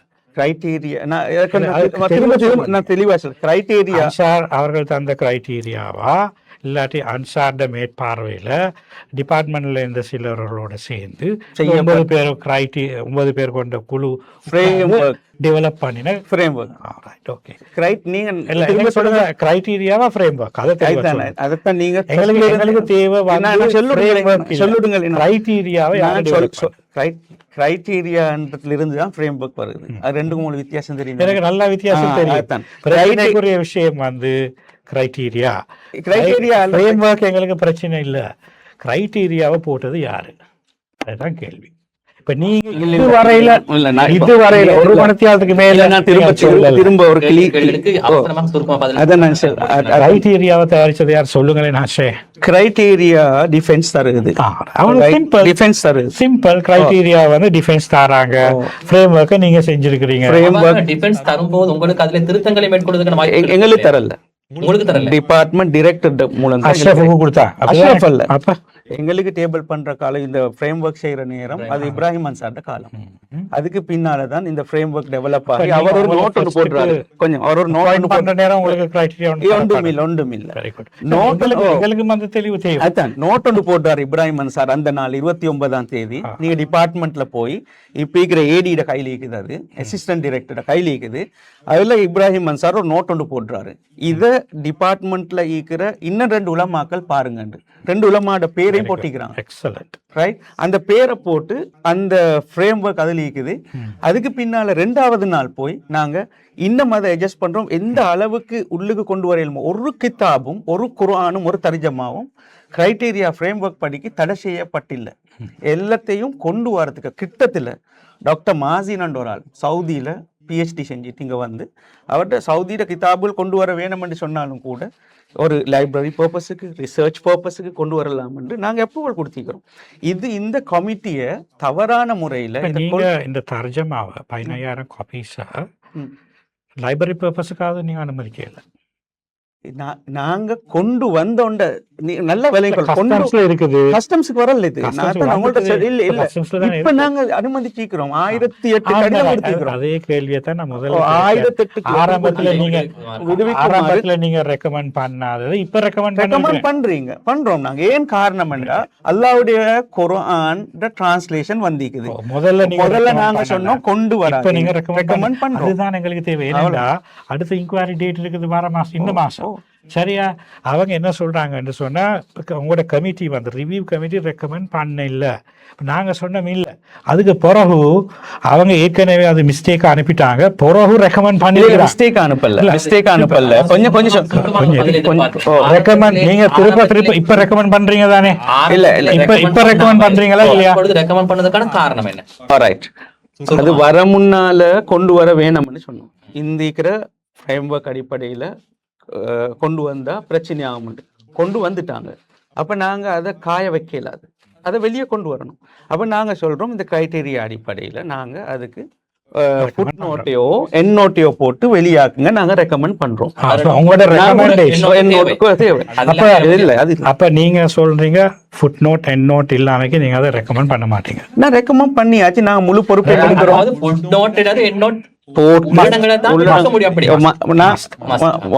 நாங்க சொல்றோம் குர்ஆன்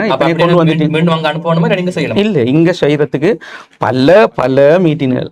இந்த சுனில் செனவிரத்ன இந்த ஒரு மினிஸ்டராக நேரம் நெருங்கிவிட்டது. இறுதியாக சட்டத்தரணி குர்சி ஹபீப் அவர்களே, நாங்கள் எல்லோரும் இணைந்து இதற்கான ஒரு தீர்வை பெற்றுக் கொள்ள வேண்டும். நீங்கள் சட்டத்துறையிலே பல சேவைகளை ஆற்றிக் கொண்டிருக்கின்ற ஒருவர் என்ற அடிப்படையில் சில பிரச்சனைகள் எங்களுக்கும் தற்போது தெரிகின்றது. எங்கு எந்த இடத்திலே பிரச்சனை ஏற்பட்டிருக்கின்றது, யார் இதற்கு பொறுப்பு கூற வேண்டும் என்ற ஒரு சிக்கலாகவே தான் இருக்கின்றது. சரியான ஒரு பதில் இறுதியாக நான் நினைக்கின்றதை போன்று ரிவ்யூ கமிட்டி இடையிலே மாட்டிக்கொண்டது போன்றுதான் தெரிகின்றது. ஏதோ ஒரு வகையிலே நீங்கள் குறிப்பிடுவதை போன்று பல்வேறு விமர்சனங்கள், குற்றச்சாட்டுகள், அது போன்ற எல்லா விடயங்களையும் பார்க்கின்ற பொழுது நாங்கள் தற்போது என்ன செய்ய வேண்டும், இதற்கான ஒரு நிரந்தர தீர்வை அவசரமாக பெற்றுக் கொள்வதற்காக? உண்மையில் கடைசியாக நடந்த இன்குவாரியில் ஹியூமன் ரைட்ஸ் கமிஷன்ல டிஃபென்ஸ்ல இருந்து வந்த லாயர் சொல்றாரு, 2 இன்குவாரி ஆஃபீஸர்ஸுக்கு முன்னால் இதெல்லாம் ரெக்கார்டட், சொல்றாரு என்னன்னு சொன்னா ரிவ்யூ கமிட்டி இதை ரெக்கமெண்ட் பண்ணல, அவங்க ரீஎக்ஸ்போர்ட் பண்ணுறதுக்கு தான் இது பண்ணுறாங்க. இப்போ நான் சொன்னோம் அது பிழை. ரிவ்யூ கமிட்டி ஏற்கனவே கொடுத்த நாட் ரெக்கமெண்டடை ரெக்கால் பண்ணிட்டாங்க, இப்போ ரெக்கமெண்ட் பண்ணியிருக்கிறாங்க. டிஃபென்ஸ்லேருந்து வந்த லாயர் சொல்கிறாரு என்னன்னா அது எங்களுக்கு கிடைக்கல. லாஸ்ட் வீக் டிஃபென்ஸ் கவுன்சில் இந்த டிஸ்கஷன் வந்துச்சு, ரீஎக்ஸ்போர்ட்டுக்கு தான் எங்களுக்கு ரைட்டு ரெக்கமெண்ட் பண்ணியிருக்கிறாங்க. இந்த காரணம் என்னன்னு சொன்னால், அதுக்கு முதல்ல ஒரு மீட்டிங் நடந்துச்சு முஸ்லீம் கல்ச்சரல் டிபார்ட்மெண்ட், அதுக்கு கஸ்டம்ஸ்லேருந்து டிஃபென்ஸ்லேருந்து எல்லாம் வந்திருந்தாங்க. அதில் ஒரு முடிவு ஒன்று எடுத்தாங்க, ரீஎக்ஸ்போர்ட் பண்ணுறது சம்மந்தமாக. அப்போ ஃபுட் நோட் என் நோட் எட் பண்ணுறது சம்மந்தமாக. இப்போ யாருமே ஒரு டிசிஷனுக்கு வரல கிளியராக அவங்க வந்திருக்கணும்.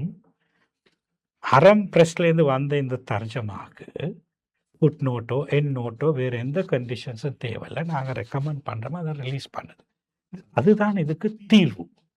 இப்போ ஷேக் அவங்க சொல்கிறாங்க என்னன்னு சொன்னால், அவங்க ஃபுட் நோட்டோ என் நோட்டோ ரெக்கமெண்ட் பண்ணிட்டாங்க. அப்போ இந்த ஃபுட் நோட் என் நோட்டை வச்சே இன்னொரு 2 வருஷத்தை என்ன செய்யணும், இந்த குர்ஆன் நாங்கள் தரப்பட போகுது. அவங்க சிம்பிளாக ரெக்கமெண்ட் பண்ணியிருக்கணும். என்னென்னா ஆண்டாண்டு காலமாக இந்த நாட்டில் சவுதியிலேருந்து வந்த அதே தர்ஜமா தான் வந்திருக்குது. இதை பார்த்து யாரும் ஜிஹாதுக்கு போக மாட்டாங்க இந்த குர்ஆனை பார்த்து. இது முஸ்லீம் மக்களுக்கான குர்ஆன். இங்கே உள்ள சிங்கள மக்கள் தமிழ் தர்ஜமாவை எடுத்து அதை ஜிஹாதை பார்த்து போய் ஜிஹாத் செய்ய போகிறாங்கன்னு முஸ்லீம்களுக்கு குற்றச்சாட்டு சொல்ல மாட்டேன். குர்ஆனில் உண்மையில் நான் ப்ரொஃபஸர் ஷரீஃப் டி அல்விஸோட அவர் காய்ச்சி கொண்டிருக்கிறேன். அவர் சொன்னார், அவர் இந்த நாட்டில் ஒரு பாதிரியராக இருந்து சவுதி அரேபியாவுக்கு போயிட்டு அங்கே கிறிஸ்தவம் போதிக்க போயிட்டு இஸ்லாம் மதத்துக்கு மாறி ஒரு உலமா. அவர் சொல்கிறாரு என்னன்னு சொன்னால், அவர் குர்ஆனில் பிழை கண்டுபிடிக்க போனாராம். அப்போ அவர் சூரா பக்ரா ஓதுற நேரம் அவருக்கு அல்லாஹ்கிட்ட இருந்து அந்த மெசேஜ் வருதான், இந்த குர்ஆனில் நீங்கள் பிழை கண்டுபிடிக்காதீங்க, இந்த குர்ஆன் தெளிவானது, உங்களை ஒரு நாளும் என்ன செய்யாது, பிழையாக வழி நடத்தாது. அந்த வசனங்களை அவர் வாசிக்கிறார். அப்போ அவர் நினைக்கிறாரு, குர்ஆனில் பிழை கண்டுபிடிக்கிறதுக்காக குர்ஆனை வாசிக்கிற எனக்கு எல்லாம் இந்த மெசேஜை அனுப்புகிறான், இந்த குர்ஆன் என்ன செய்யாது, உங்களை பிழையாக வழி நடத்தாது, நீங்கள் பிழையாக இதை விளங்க இயலாது என்று சொல்லி குர்ஆன் அந்த கேரண்டியை கொடுக்குது. இப்போ நாங்கள் என்ன செய்கிறோம் என்று சொன்னால் ஞானசார பிழையாக விளங்கிடுவார்.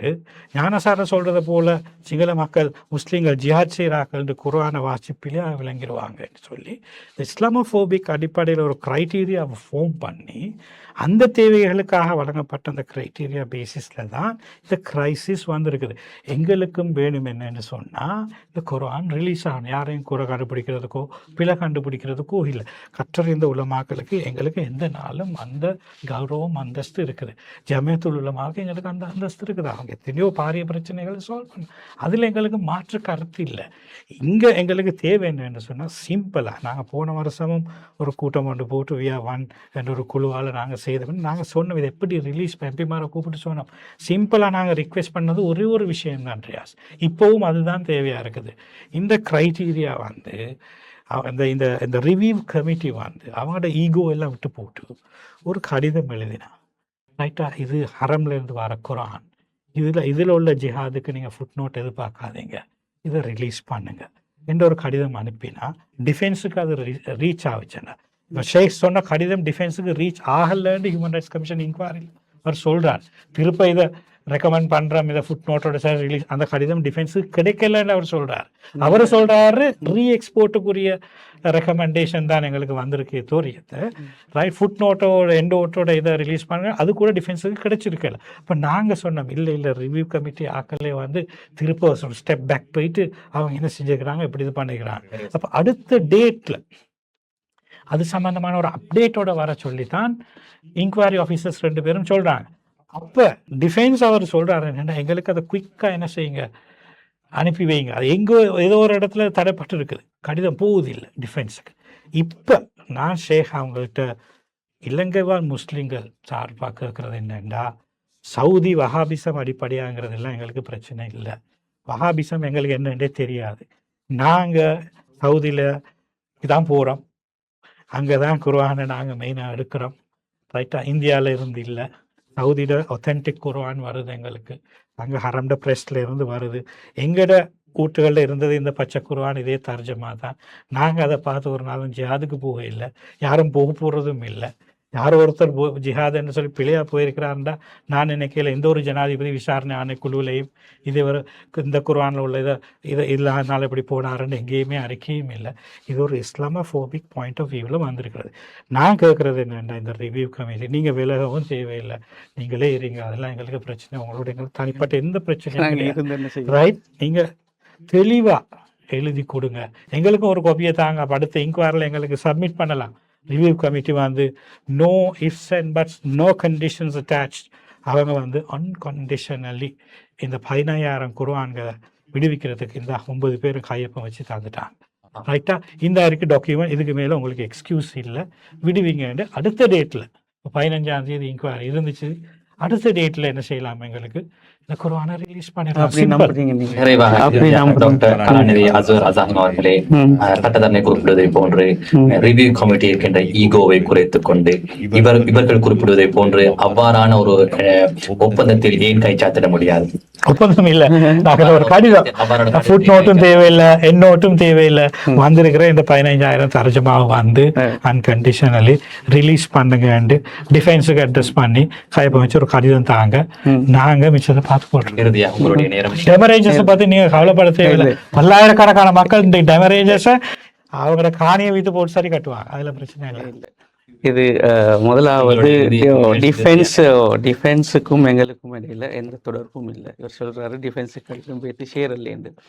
எங்களோட ஈக்கிற தொடர்பு டிபார்ட்மெண்ட். இந்த டிபார்ட்மெண்ட்டில் ஈக்கிற அந்த க்ரைட்டீரியாவையோ ஈக்கிற ஆட்களையோ மாத்திருந்தாலும் குறைக்கிறண்டாலும் கூட்டிருந்தாலும் அது டிபார்ட்மெண்ட் எடுக்க வேண்டிய முடிவு. டிபார்ட்மெண்ட் சொல்லும் இருந்தால் இந்த க்ரைட்டீரியா அடிப்படையில் இதை வச்சுட்டு எங்களுக்கு ரிலீஸ் பண்ணலாம் என்று சொல்லி இப்போ ஹபீப் அவங்களே சொல்கிறாரு, இது ஒரு லீகலான கமிட்டி அல்ல, ஒரு டிபார்ட்மெண்ட் டிரெக்டர் போடப்பட்ட கமிட்டி, அவருக்கு சப்போர்ட்டுக்கு நாங்கள் வேலை செய்கிறோம், இது எதையும் நாங்களும் வாலண்டியராக வேலை செய்கிறோம். அப்போ அவங்க சொல்கிறது தான் எங்களுக்கு செய்யலாம். அதை எங்களுக்கு போய் டிபார்ட்மெண்ட் டிரெக்டருக்கோ டிஃபென்ஸுக்கோ நாங்கள் எப்போவுமே வேலை செய்கிற டிபார்ட்மெண்ட் டிரெக்டருக்கு இல்லை.